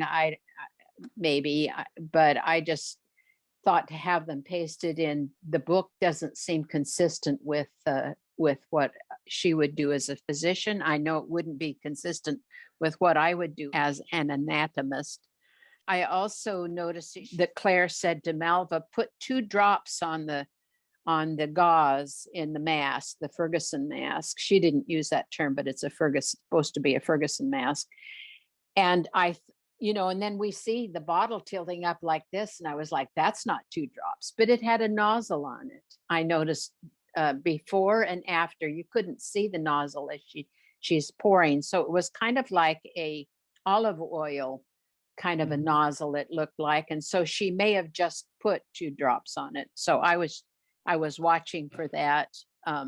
And I checked on it, those nozzle bottles were around in the 18th century. One of the things that I wanted to ask you about, Kathy, because I asked my husband, because he's a physician, and that is when Claire said, put your hand here for the vibrations. You can feel it when they're coming around, the skin vibrations. I thought, what in the world is she talking about? Do you know, Kathy, what she told Malva? I was wondering myself. And she wasn't coming. She said, can you feel it? And Malva said, yes. Lizzie wasn't coming around. She was completely under at that point. They hadn't taken the mask away. Exactly. And so the only thing I could think of, what do you have? You have lungs, you have muscle, ribs, and maybe, you can't feel the vagus nerve. That's the only thing that'd be on the, that side. Are you on the right? It was actually the right. I think she had them. They were lying down. It was on their right side. The patient's right. So it wasn't a heart. It wasn't. I did not know what they were. I don't know what they're talking about. I tried to find something in the literature, about some kind of. Do the muscles twitch? The only other thing would be up there, but it wouldn't be down here. Would be blood vessels. Somebody who's watching is an anesthesiologist, and you tell us. So you feel the skin moving, vibrating when people are coming. But if you have to be muscle, vessel, bone, what else would there be? The thing that I thought of was that maybe they were feeling the respiratory pattern, but so maybe it changes as they're waking up. I don't know what they were talking about. So I just wanted to point out the business of the images, that Leonardo did left foot drawings. That was a right foot drawing. That was another thing but they were very similar to his. A copycat. I had some questions. How badly would it hurt to have your hair ripped out? I think they were cutting it off. Yeah, I think they were cutting it, because when it shows his scalp, you can see I think they were just cutting it in big chunks. Oh, it looked to me like they were just ripping it out. Because there was no blood. There was no. Well, that's what I thought. Wouldn't he be bleeding? Yes, and you can see a lot. You can see yes, it does. You can see the stubs of the hair, because they show his scalp up close just momentarily after they show the pile of hair. Yeah. I think they were cutting chunks off. Okay. I thought they were ripping it, and I was like, wow, that is not a very. They would not be able to rip out a big chunk like that, I don't think. No. Yeah. Oh, and the you scalp thought would come with it. Was it charcoal they were putting on his head too? I thought it was bleeding? Ash. Okay. I did have a question later about what is that white stuff they rubbed on him that seemed to hurt. They poured the water on his body, and then they put the white stuff in their hands. and put it on Mhm. his body, and he seemed like, ow, ow, like that hurts. Well, I thought it was I ash. noticed that scene, but I didn't know what I was like, lye would be the only thing I could think of that would be white and hurt, but that would hurt their hands too. So Yeah. I didn't know what it was. Can you guys comment on, I don't know, is it called rhesus negative gene? The reason why RH. kept, RH yeah, negative. RH negative, the reason why she kept losing the baby, and then somebody comment on that. Well, Claire Well- postulated that that's what it is. We actually don't know that that's what it was. But yeah, she was postulating that Emily was negative and he was positive. From what I remember, and it's been many years since I've done OB, it's because the rhesus negative person will create antibodies against the positive. And Yes. so therefore she would, yeah, like you said, Claire said she would have to have been negative, he would have had to have been positive. And therefore the child would always be considered a foreign body and it would reject it. Yeah. So if the child was positive, is that right? Well, it would have been. It because would have the- been Yeah. positive. She positive. would have got It's- one positive- positive from one the dad, negative. negative from the mother. The positive overrides the negative. I see. And so Yeah. it would always be seen as a foreign body, basically. The grandmother was not far off when she said, you know, your spirit, I mean, it's another way of saying it, but basically what Exactly. she was saying was you're not compatible Yeah. with Emily, and you need to go find a new life for yourself. And she does for herself. Although it's a different way of describing it, it's the same thing. I mean, it's the same thing. Yeah. Interesting. Do we have any lawyerly stuff, Antoinette? Anything about trading for your wife? And That's tradition and convention. That doesn't have anything to do with the law as we know it in terms of Western law. You But know, what that's- about Scotchy having bought the land from the overland Indians? Mhm. Well, I mean, he wasn't, that again, as I said, is mostly convention because they weren't supposed to, but it's not as if the British in power were going to do anything about it. So even though they weren't supposed to, I mean, a contract is only as good as the people who are willing to enforce it. Yeah. So even True though enough. there was a treaty, Yeah. if the British weren't going to enforce it against the settlers who were encroaching and buying up land where they weren't supposed to buy it, then Yes. it's useless. And remember also that a lot of the land was sold by the Indians.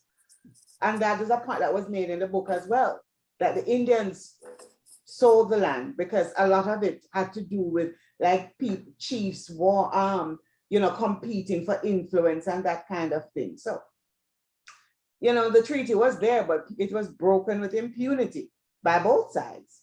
Mhm. How about the dueling? Wasn't that outlawed? Wasn't that illegal? No, no, no, Continued no, no. into the 1800s in the Americas, Yeah. Okay. because So Hamilton. why am I thinking that when Jamie and Blackjack dueled, it was That against was the because law? That it was in Paris. In France. Paris. Oh, okay. Yeah. Got it. And that was 20 years or 30, 40. How long has that been since? That was more than 20 years. Yeah. Yes. Okay, let's do BTS. BT what? Behind the Behind- scenes, baby. That bullfrog in 603 You're was such a real. bully. It was. Okay. Yep. No. He was They used a real. real bullfrog. He's a real bullfrog, and he was supposed to hop out of Richard's hands and jump away. And he I didn't. didn't He just believe sat, that he was just real. sat there. Yeah. So Richard had to go put him out the door because the bullfrog was just like, yeah, I'm They chill. probably gave him some Benadryl. I Okay. listened to the John Bell Instagram live and just run down some stuff. Both that and the podcast said that the elders, the Mohawk elders and the Cherokee elders, were very involved with the authenticity. They translated the scenes phonetically for the actors, and then they tape recorded themselves speaking very slowly so the actors could get the words, so they could be authentic. And somebody asked him what was harder to learn, Mohawk or Gaelic, and he said Gaelic because it's Oh, not interesting. phonetic. Yeah. Yeah. Someone asked, how is he like Ian? And he said that he loves his family like Ian does, and that he's cheeky. And he was so cute. He said, Ian is part of my heart now, forever. And I saw this somewhere else. He said when he was reading the scripts for this episode that he was crying because it felt like it was almost happening to him, because Ian's such a big part of him. He told the props department that he lost that little carved wolf, so they'd make another one. And now he gave one to Morgan, the woman who plays Emily, and he kept one as a memento of their work. Way to which I go. thought was so cute. Nice.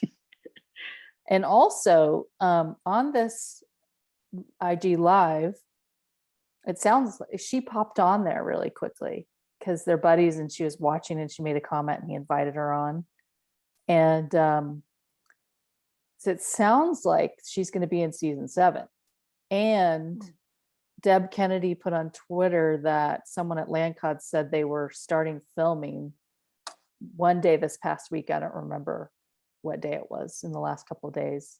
And he had a bald head for the Instagram Live, and he has to shave his head for Ian. So I think season 7 is. Oh yeah, because Matt posted on Instagram that he's back in Scotland. Who? Matt. Matt. Oh, okay. Yeah. All right. He's back in Scotland, and that was several days ago. Well, there we go. He said that young Ian's costume evolves with him, and that those silver little circles that you see are not just ornamental, that they are they use them to barter and trade with at the trading posts. And Trisha Bigger, the costume designer, found a document from the 1770s. A man had documented all the beads and patterns that he could find from the Native Americans. And so she researched that, and that wampum bracelet that he's wearing actually means white man that is now Mohawk. Wow. Isn't that cool? That's cool. That is so cool. I mean, it's those little things that give the authenticity and make things ring true. Even though I just found that out, no, the whole, it's like the spirit of it is coming through. Yeah. Wow. I mean, Carmen, how does that resonate? Can you, because I mean, as someone who does beading, it's wonderful. It's wonderful that it has meaning, that it's not just a random pattern of blue and cream colored beads, but that there's actually a meaning behind it. And because I often name my pieces, I only do one of a kind, and so I give them names. And I'm pleased to hear that there was I thought about you every this. time they showed the bracelets. I thought about you because I know that you do beading, and I thought, oh wow, that's so cool. Yeah. I really enjoyed that part very much, and they obviously both men treasured those things that she made, those bracelets that she made for them. It looked like she made the same one for Gahalode, and I was kind of like, I think it's the same beads, but I don't think beads, it's the but same different pattern. I did look at them. I looked back at, remember when he showed it to Roger back in season 5? Roger wanted to see it, and he took his hand away, but you got a really good look at the design on it. It's not the same as Kohi Layden's bracelet. Okay. Similar. Somebody asked him what piece of your costume really makes you feel like young Ian, and he said, my fur-lined jacket. Yeah. When I put that on, I'm young Ian. He talked about Ian's father figure, and there are parallels between their stories. He didn't go through this, but Jamie was raped by Blackjack Randall. Ian was raped by Galus. Jamie lost Faith. Ian lost Isabel. Jamie lost Claire temporarily. Ian lost Emily. And he said they have a beautiful bond that only grows stronger as the series goes on.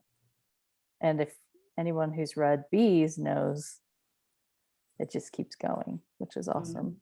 He puts his wig on with double-sided sticky tape. And Braden accidentally ripped it off his head Yes, I saw that. during their fight. And he said sometimes it comes off when he's dancing in his trailer and whipping his head around, which makes the costume person not happy. How bad. Braden, Ian, and Morgan all got wolf tattoos on their thighs Oh, that's cool. as a memento. And didn't the chief give Sam that wolf's head necklace that he was wearing all summer? I don't know. I Yeah, don't know the he answer did. to that. Okay. Yes, he did. Didn't John Bell learn Mohawk? I mean, didn't he study it outside did. of the show? He did. I mean, it was for the show, but yeah. I mean, before the show, but then he wanted to learn the actual language. He didn't just learn the lines. He actually learned. Yeah. Yeah, he Studied went to the language. Mohawk school. Somebody asked John Bell who he would play if he was going to play a different character, and he said Galus. And then he said Galus as a drag queen, and he goes, but actually, really, what's the difference? Let's see. Oh, he said his favorite blooper moment was doing the gauntlet. He was singing to himself Barbara Streisand, Don't Rain on My Parade in his head. And when he was going through the gauntlet, and somebody asked him, well, how are you so graceful? And he said, I'm a dancer. And someone did a video and put his gauntlet scene to that song. I'm going to try to find it. Oh, that's funny. Yes, he has read the books. They filmed the Young Ian story last because they had to fly in all the First Nations cast from Canada and handle that COVID-wise, like as one big group. The Cherokee Village was put on the same site where the Watch was filmed, where they're riding through the meadow, on their horses. I thought that was interesting. That was from season 1, episode 113. And that, when they start to gallop him with Taryn and the other men, that was the same spot where the Cherokee Village was put. When I first saw the wolf head, I thought, what is that made out of? I looked to see if there were any black woods in the New York area. They're not. And so I thought, well, it's probably pipestone, because pipestone is, there's a huge monument in Minnesota of pipestone, and it's black. And so I thought that was it. But Terry said, no, it was soapstone. Yeah. And soapstone, there's a lot in New York, apparently. So that makes sense that she would be able to have access to it. Now, it doesn't usually come out that dark, but you can darken it if you oil it. And so she may have oiled it in order to get that beautiful patina on it that she got. So I thought Terry? that was... Can I just add to that? Soapstone is Tony. actually... I'm sorry. Oh, Tony. Okay. Tony. Yeah. Tony. And actually soapstone is common around the world for carving because it is so soft. Yeah. To carve. Pipestone is too. I mean, pipestone is used a lot by the Native Americans. That's what they used to make the part of the peace pipe that went into the mouth. That was made out of pipestone. Is that how why it's called pipestone? I think so. I think so, but I couldn't say for sure. That'd be great. Ian's initiation was actually filmed for 413. And they didn't put it in there. They put it in this season. And I thought that was really cool, because when I first saw it, I thought, how did they make him look younger? Because I was thinking they filmed it with this season. Well, they didn't. They actually filmed it back when he did A Man of Worth, but they didn't put it in there. They saved it, and then they put it in here. And I thought that was brilliant. I really did. I thought that worked so well. Kahilatan, he was a stand-in for Sun Elk, if you remember, who wasn't all that pleasant of a fellow. I didn't think. And then the last one was that the Mohawk woman who told Ian it was time to go was Emily's grandmother. I wondered what her, what her position in the tribe was, but that was what she was her grandmother. And so that's why she was so, I think why she also believed that this was the right thing to do. She was trying to do the best thing for her granddaughter and also for Ian, because I think she probably loved him, and it was hard for all of them to let him go, even though it was the right thing to do. Speaking of the grandmother, Tony said that when they auditioned grandmothers for that scene, they kept getting all these mean grandmothers, all these mean. She did say that. Yeah, and then they had to go back, and they were like, we didn't mean it to come across like that, so we had to rework the direction for the, because all the auditions were these mean grandmothers kicking them out, and they were like, but that's not what we want.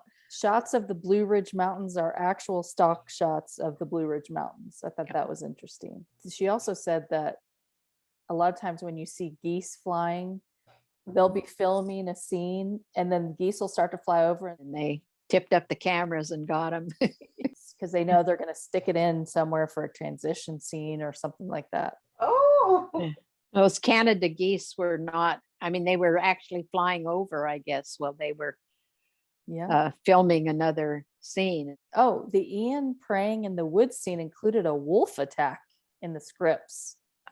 Rollo was going to save Ian, but they didn't. My understanding is they didn't even film it. They didn't do it for time, and probably is going to be a little tricky. I was going to say that might be hard to pull off with animals, unless they were CGI'd. They might CGI the wolves, but I wouldn't want my dog risked. Rollo's name is Dewey. I don't know why they didn't just call him Rollo, so he just come to Rollo. I don't really get that, but no, but he wasn't born and bred for the show. He's somebody's dog. His name is Dewey. He's an actor. Yeah, that's true. Mohawk language describes the time of night as the hour of the wolf. That's where the title came from. That Ian went out to do his praying. Scotchy Cameron is a real historical figure. And Tony just talked about the authenticity of the sets on location. She said there's blueberries in a basket that you don't even see, and real food cooking, and a deer hanging, and that they really go all out. We're going to do favorite lines. My favorite really was just the one, and that was when Fergus told Jamie, "I know what you're doing, Lord." And the only part of the line I didn't like, I wish he hadn't said "my Lord," and because it would have made it more like "you're my father." And the reason I liked the line wasn't so much the line itself, was that they didn't feel like they needed to spoon feed what he meant. Because it would have been very easy to say, "Oh, I know what you're doing. You're trying to build my confidence because you're doing that." He didn't do all that. So we knew what he meant. And that's why it was my favorite, because I felt like it played into the intelligence of the viewers. And it was delivered very well. And I'm, anything with Cesar in it. He's my new favorite. Sorry, Steven, but you've been displaced. She's so fickle. You're definitely a Leo. Wasn't he one of your earlier husbands? Yes, he was. I believe he was. Okay, Antoinette, favorite line. The line that Jamie says to Ian by the river,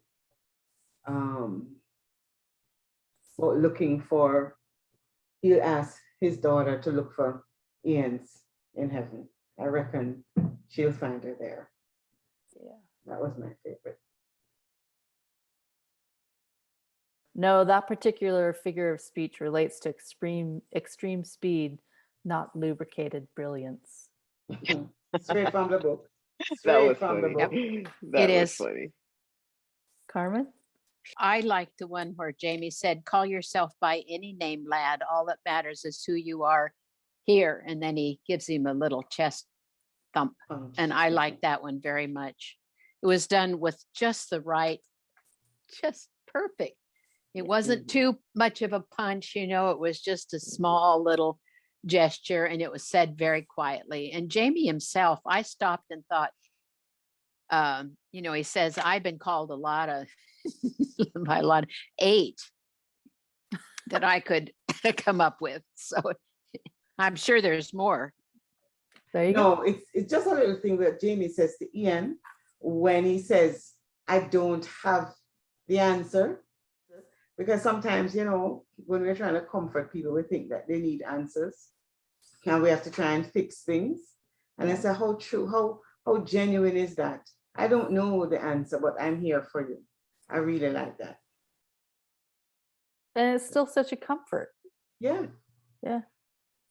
Okay, my next one that I have here is I had faith in you then, lad, and I have faith in you still. You must try to find faith in yourself once again. Both feasts. Yeah. Like, what a great dad. Yeah. You are my home, both of you, Ian says to Emily. And that harkened back to me to 308 First Wife, where Jamie says, you are my home now. And I thought these are some of the Easter eggs that I'm mentioning that I felt. That's not 308, Carmen. That's 109. The Reckoning. Okay. Anyway. I did notice that he says you almost exactly like Jamie did. You are my home I'm my now. home now. But he says you are my home, and it really did make me think of that too. Well, I knew Jamie said it somewhere. Yeah. And Scotchy says 1 dram becomes 2, becomes 3. What comes after 3? And Jamie says 12. And 12 in your case. and his delivery is so, I mean, the way he's sitting there and you can tell he's like, he was so excited to have a drink with his fellow Scotsman, and then he turns out to be just, you know, somebody he just can't even stand really, and he's so disappointed. So that was a great one. Emily got with child again. I was good at that. Good part. at that. Yes. Oh yeah, I like that line too. I forgot about that. That was a good one. Mistress Fraser says we could cut someone quite open, slice into them, and get out what's ailing them, and they wouldn't feel a thing. Yeah. And then Is she thrilled or what? She's so creepy. And then I loved the looks during that scene from Josiah, and after she says that, and then Lizzie gives her a look when she says another one about, it's like we killed him and brought him back to life. And Lizzie's like,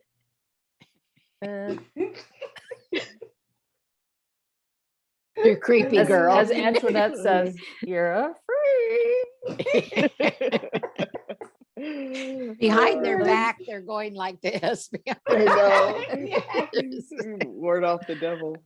I like the Coley Hayden. I pronounce it different every time. Gahelodun. Just call it. It's Gahelodun. And I know that because I went to my Sarah Lise MacArthur interview and listened to her say his name. Gahelodun. Gahelodun. I know that the T is pronounced as a D. He says he has proven himself a coward. Let him live with his shame. I like that. What a lot. Yeah. Boy, that's about it in a nutshell. You know, Understatement. put him under that rock and you could stay there. I liked when Ian said, didn't always need words. Let's do rapid fire standouts. I want to make a call out to the director of photography. Who is that, the person who's in charge of cinematography?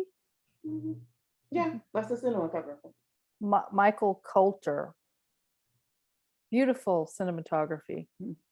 Agree. The writing, Luke Skelhaus, Luke most improved.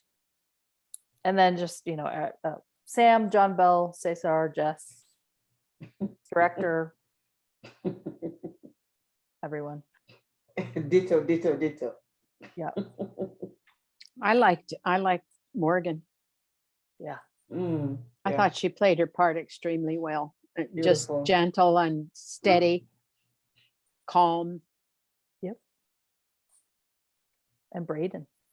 Yeah, for me, Yes, Braden did good. my standout was directing. And the reason is the subject could have been very overwrought and, overacted. But the subtlety, that's something I think that's happened over time. It used to be early on, it was just too dramatic. And it almost came off as cartoonish sometimes. And now it's just not. You watch and you feel like that's a natural way for people to interact. Yeah. And it's real. The other standout was John Bell, obviously. I mean, he just, especially when you think back to where he was, in season, even as recently as season 3, and how he was, and then to how he is now. I mean, he's grown up as a person, and he's grown up in the show, and it's just great to watch because he's really, really. I don't think his. It's like this season is just allowing everyone to stretch, and we're seeing their true talent, which I think was always there. We just weren't able to see it, but with the combination of the writing, directing, that we're seeing it now, finally. Okay. My standouts were of course, I mean, going on and on about the writing, but John Bell, he delivered a powerful, nuanced, authentic performance. I think what has impressed me most about the acting this season is that these actors have figured out a way to inhabit these characters. And so you don't get the sense that you're watching somebody perform. They just are. And so that is a major standout for me. And I think it's a combination. There's an alchemy, a magic almost to a good script with a director who has that inner eye where they can zone in on human emotions and find a way to imprint that on the actor so that they can deliver it to us. So there's some kind of magic circulating in the air. And, it might just be just a good split, but whatever it is, it's a standout for me. To add to that, it's as if it's greater than the sum of its parts, is a way of putting it. Yes, I agree. Yes, Kathy, that is exactly right. I agree with the call outs that you have all mentioned. And it just makes me wonder if the COVID situation had anything to do with the quality of this season, because being confined, being in a bubble with people who you're working at, you're not going to be distracted very much. And I just wonder if that didn't help. I don't know. But it's a thought that crosses my mind, because I agree with everything that you have said. There were many standouts. I thought Sam did a great job in this episode. John, obviously, but Sam was he did not try to steal the scenes. He wasn't chewing the curtains, or anything like that. He was subtle. He was quiet. He was confident. He powerful. He was a perfect father figure to the young men who are struggling with things in their life. And don't we wish that all young men had that in their lives? As a father like that they could turn to, and for that matter, young women too. I I just appreciated his performance. And then Malva is just, she's just, oh, man, she's a powerhouse. You know, she's tiny, but it doesn't make, she's like, reminds me of Lauren in that respect. You know, they're little women, but it doesn't make any difference. They're very powerful. She's inhabiting Malva, and she just makes us not, you know, want to turn your eyes away from her, honestly, because Exactly. somebody said she's like a Medusa today. You know, you don't want to look directly at her, and kind of there's kind of some truth But to you that. But you can't help looking at her because you want to figure, you want to be aware of what she might pull next. Oh yeah, but it's just like it's a terrifying prospect, whatever's going through that. I mean, the glee on her face when she said, you know, Claire says we can cut somebody open. She was like you, doing a cadaver dissection. Yes, very well. Good. That's right. I have a. You remembered. Isn't it dissection? Doesn't she remind No. you a lot? Oh, It's not. Antoinette, how dare you? oh God. The young woman who plays Melva Jess Reynolds reminds me of a young version of Jenny, the woman who plays Laura Jenny. Donnelly. Yeah. Thank you. So much. Yeah. And Very much yeah. so. they're both Irish too. Mm. There's Yeah. That something may be- about those. And they have the Because same I've been coloring. watching- Yeah, I don't, it's the same same dark coloring, Irish. but there's a spirit there that is very, very distinct. Because I watch a lot of British TV. I don't watch much American TV. And there is just something about these English actresses that is just markedly different It's called from their training. American It's called counterparts. actual training. I don't know. I mean, the difference is remarkable. Yeah. You know, anyway, Yeah. that's just I think my- that's because English actors across it's- the board. They tend to be more classically trained.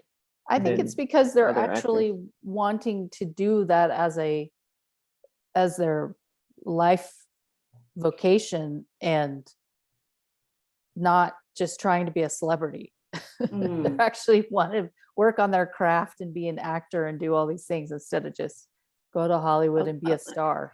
A lot of our American women, I feel, are completely overwhelmed or invested in their appearance, Totally. way more than their performance and what they're Yeah. trying to say to the audience. And you know, that is, they have to forget about what they look like, and then they can do, you know, the things that they want to do. But if you're worried about whether or not you have your eyelashes right or your lipstick or whatever, you're not going to be paying, you know, you're not going to be inhabiting that character that you want to.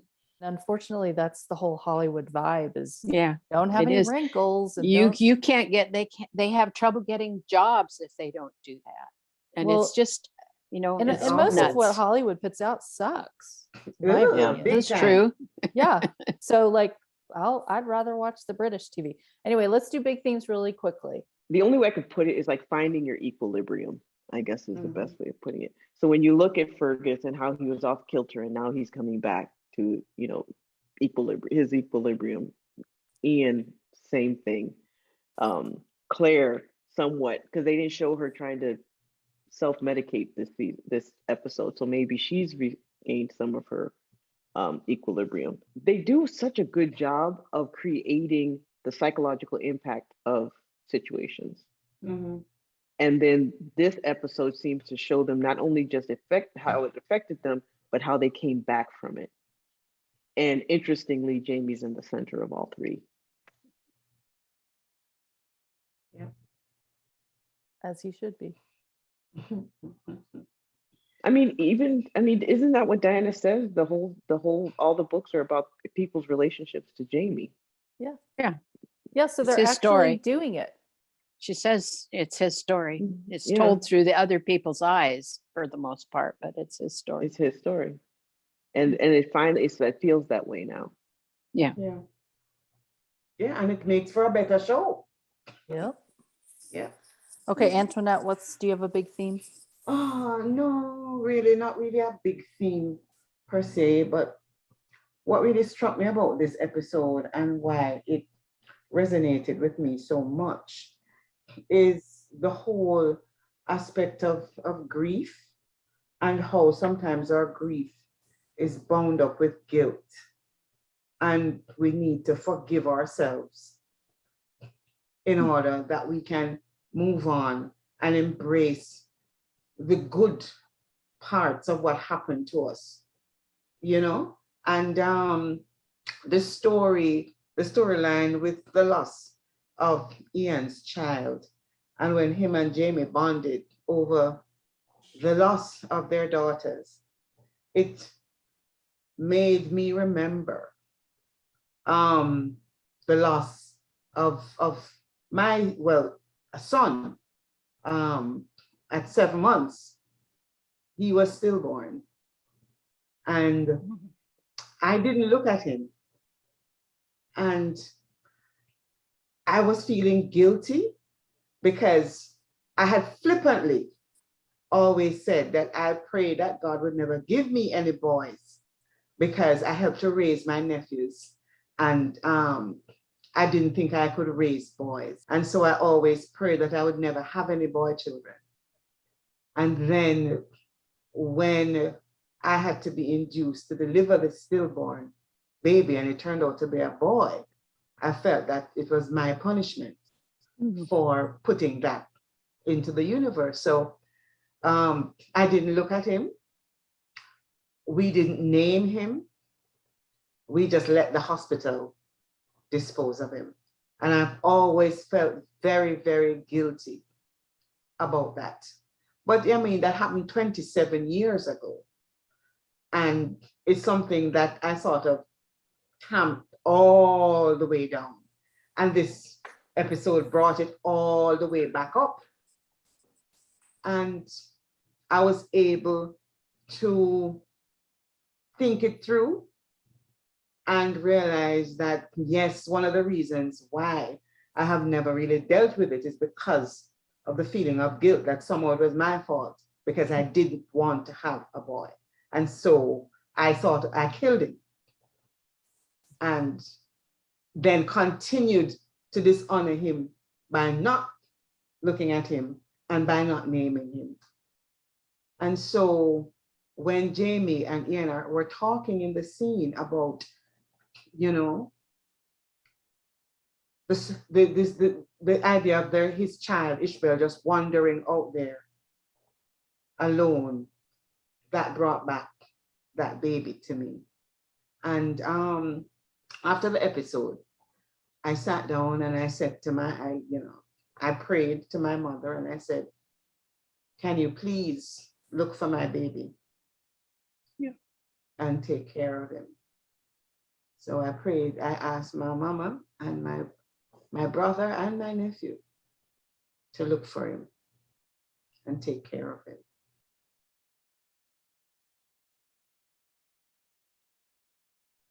And after I got up off the floor from bawling, I felt a weight lift that I didn't even know that I'd been carrying all these years. I didn't even know that guilt had weighed me down so much all these years. You see, that is the power of art. That scene just reached in, broke me up, and remolded me again.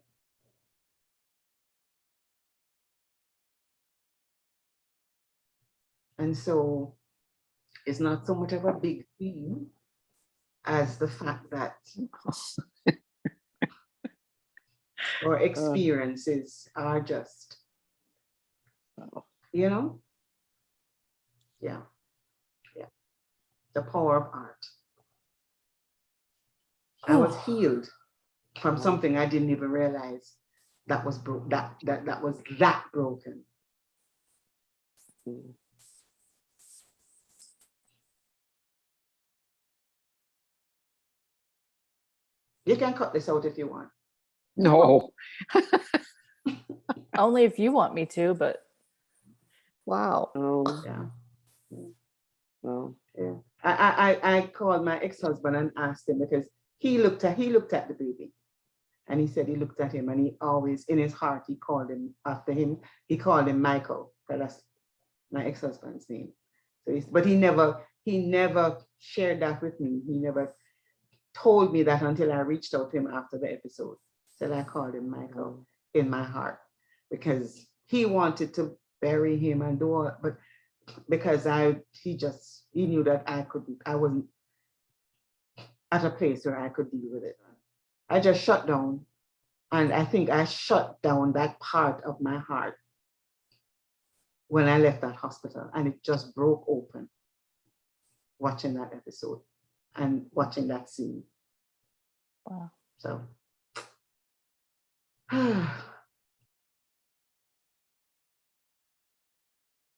This is my little journalist brain. Did it not come up with faith? no.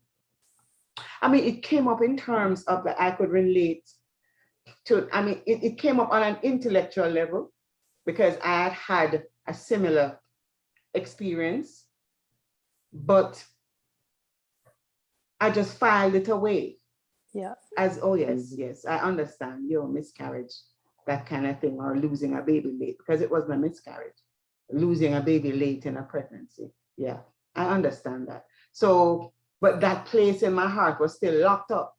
So it didn't reach inside there. I understood it on an intellectual level, and I was able to, but this part about that little soul wandering that's what I was alone, going to ask you.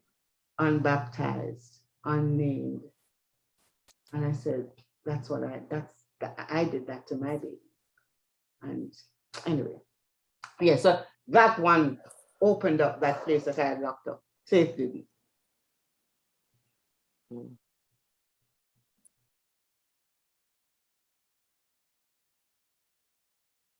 Wow. Mm. Thank you for sharing that. Yeah. I mean, I feel such a lightness of heart. Isn't it weird that you could be carrying something for so long and not even realize how much of a burden it has been? No, that's not weird. I feel forgiven. That's a good feeling. Yes. You've I been feel redeemed. Exactly. That's exactly how I feel.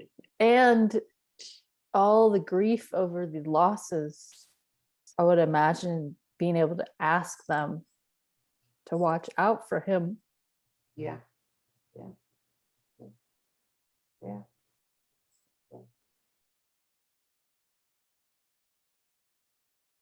That's one of the reasons why Diana's books resonate with me so much, is the fact that you never lose the people that you love, even when their physical body dies. Yeah. Because that they just pass from one stage into another. You never lose the people that you love. And I was able to reach out to my mama, and it's, oh gosh, oh Lord, we're all gonna be bawling now. Stop it. We're all bawling. I don't know how you're not. Yeah, because I've all bawled out. You should have seen me after the episode. Oh Yeah. my God, I was on the floor. Oh Jesus.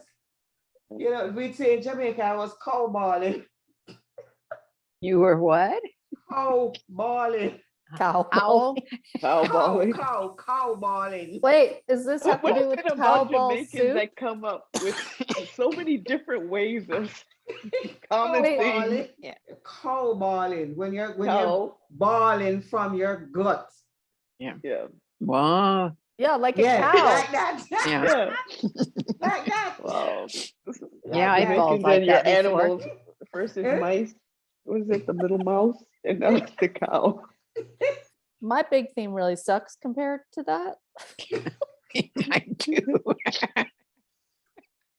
You're lucky, Kathy. You got to go first. Yeah, really? Because I've been like, my nose is all red. Stop it. Oh, Oh God. God. Oh Jesus. You are so terrible. Oh Jesus. Oh, thank Oh you for God. sharing that. This damn Antoinette. show. I know. And Catherine, you're so fucking together. You have Kleenex. I'm like, Well, the reason I always keep tissue because I'm on Zoom a lot and my forehead sweats, so I'm always I always have paper towel here so I can wipe my Oh, forehead. Jesus. all right. My big theme is men have feelings too. Men are complex beings. Men have a high emotional IQs. Men are, they're good listeners. They're loving. They're not.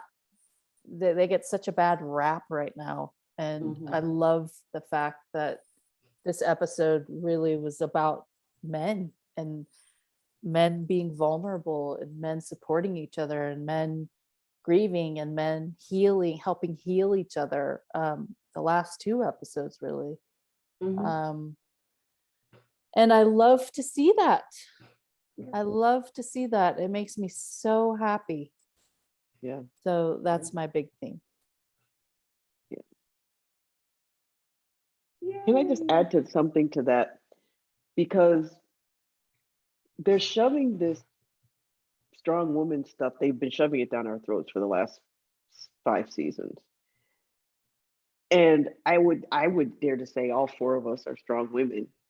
And if it doesn't ring true to us, then who are they playing for? But now that they're actually allowing men showing their vulnerability, showing their softness, showing their nurturing side, that is actually by reflection making the women in their lives feel stronger or seem stronger.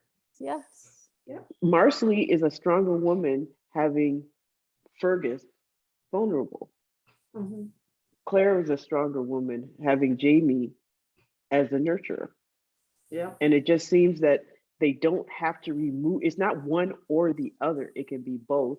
And by allowing both to happen, they enhance both. Again, some greater than the parts, but they just kept, it was so imbalanced before, and it's finally balanced now. I feel like that's been part of the growing pains, of every show is influenced by the culture in which it's created.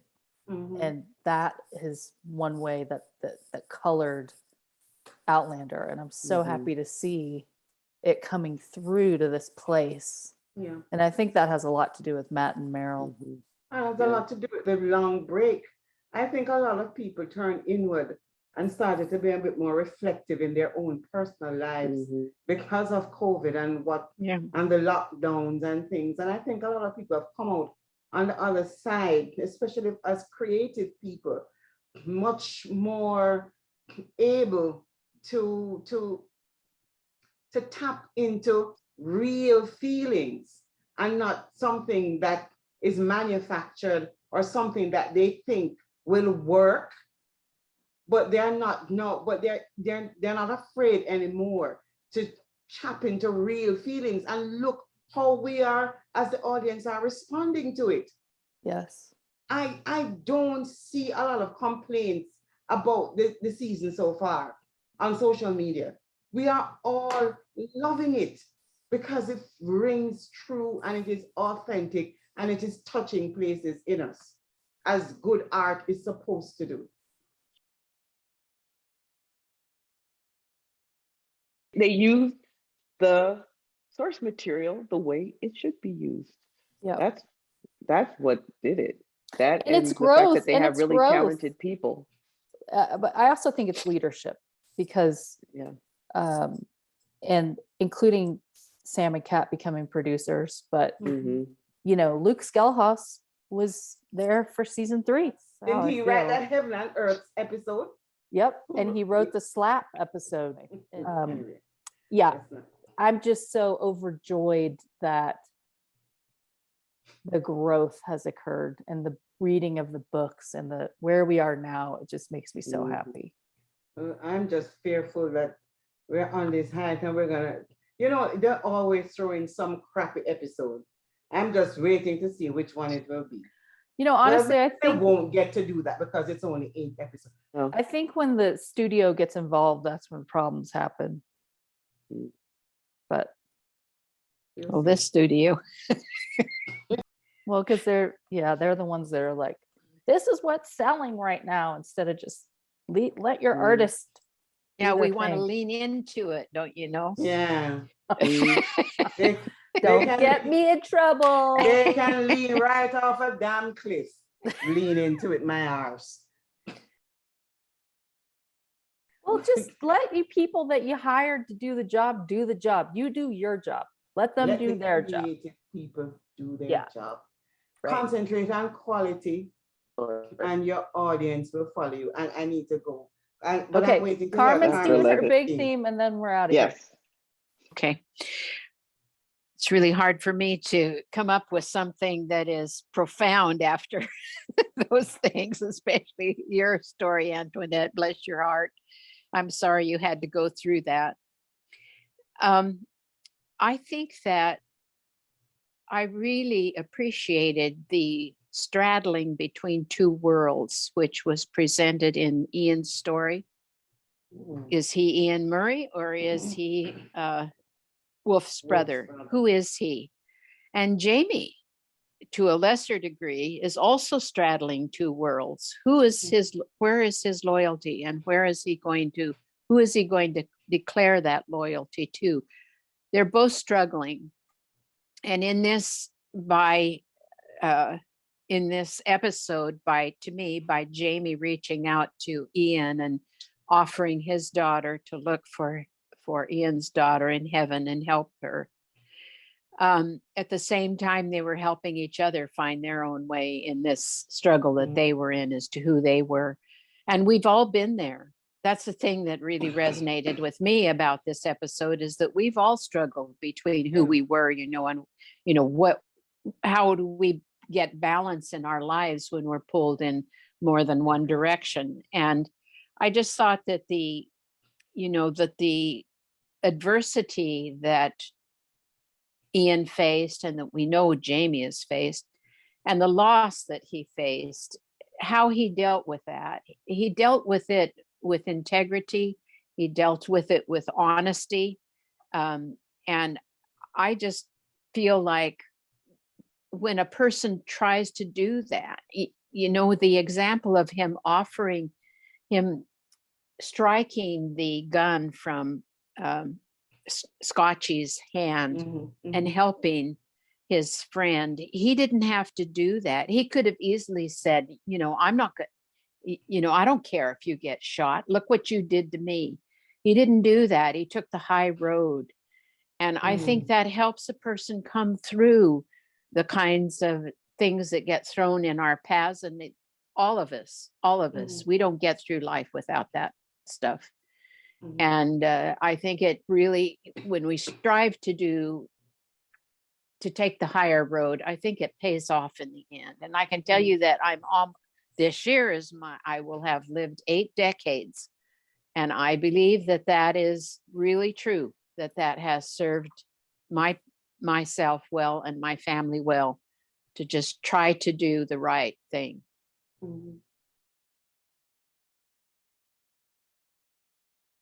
Yeah, and I mean, he could have even gotten his wife back, because he said, if I die, Yes, go to her and take care of her. And Ian still was like, that's not right. Yeah, I mean, he said God chose you to be with her.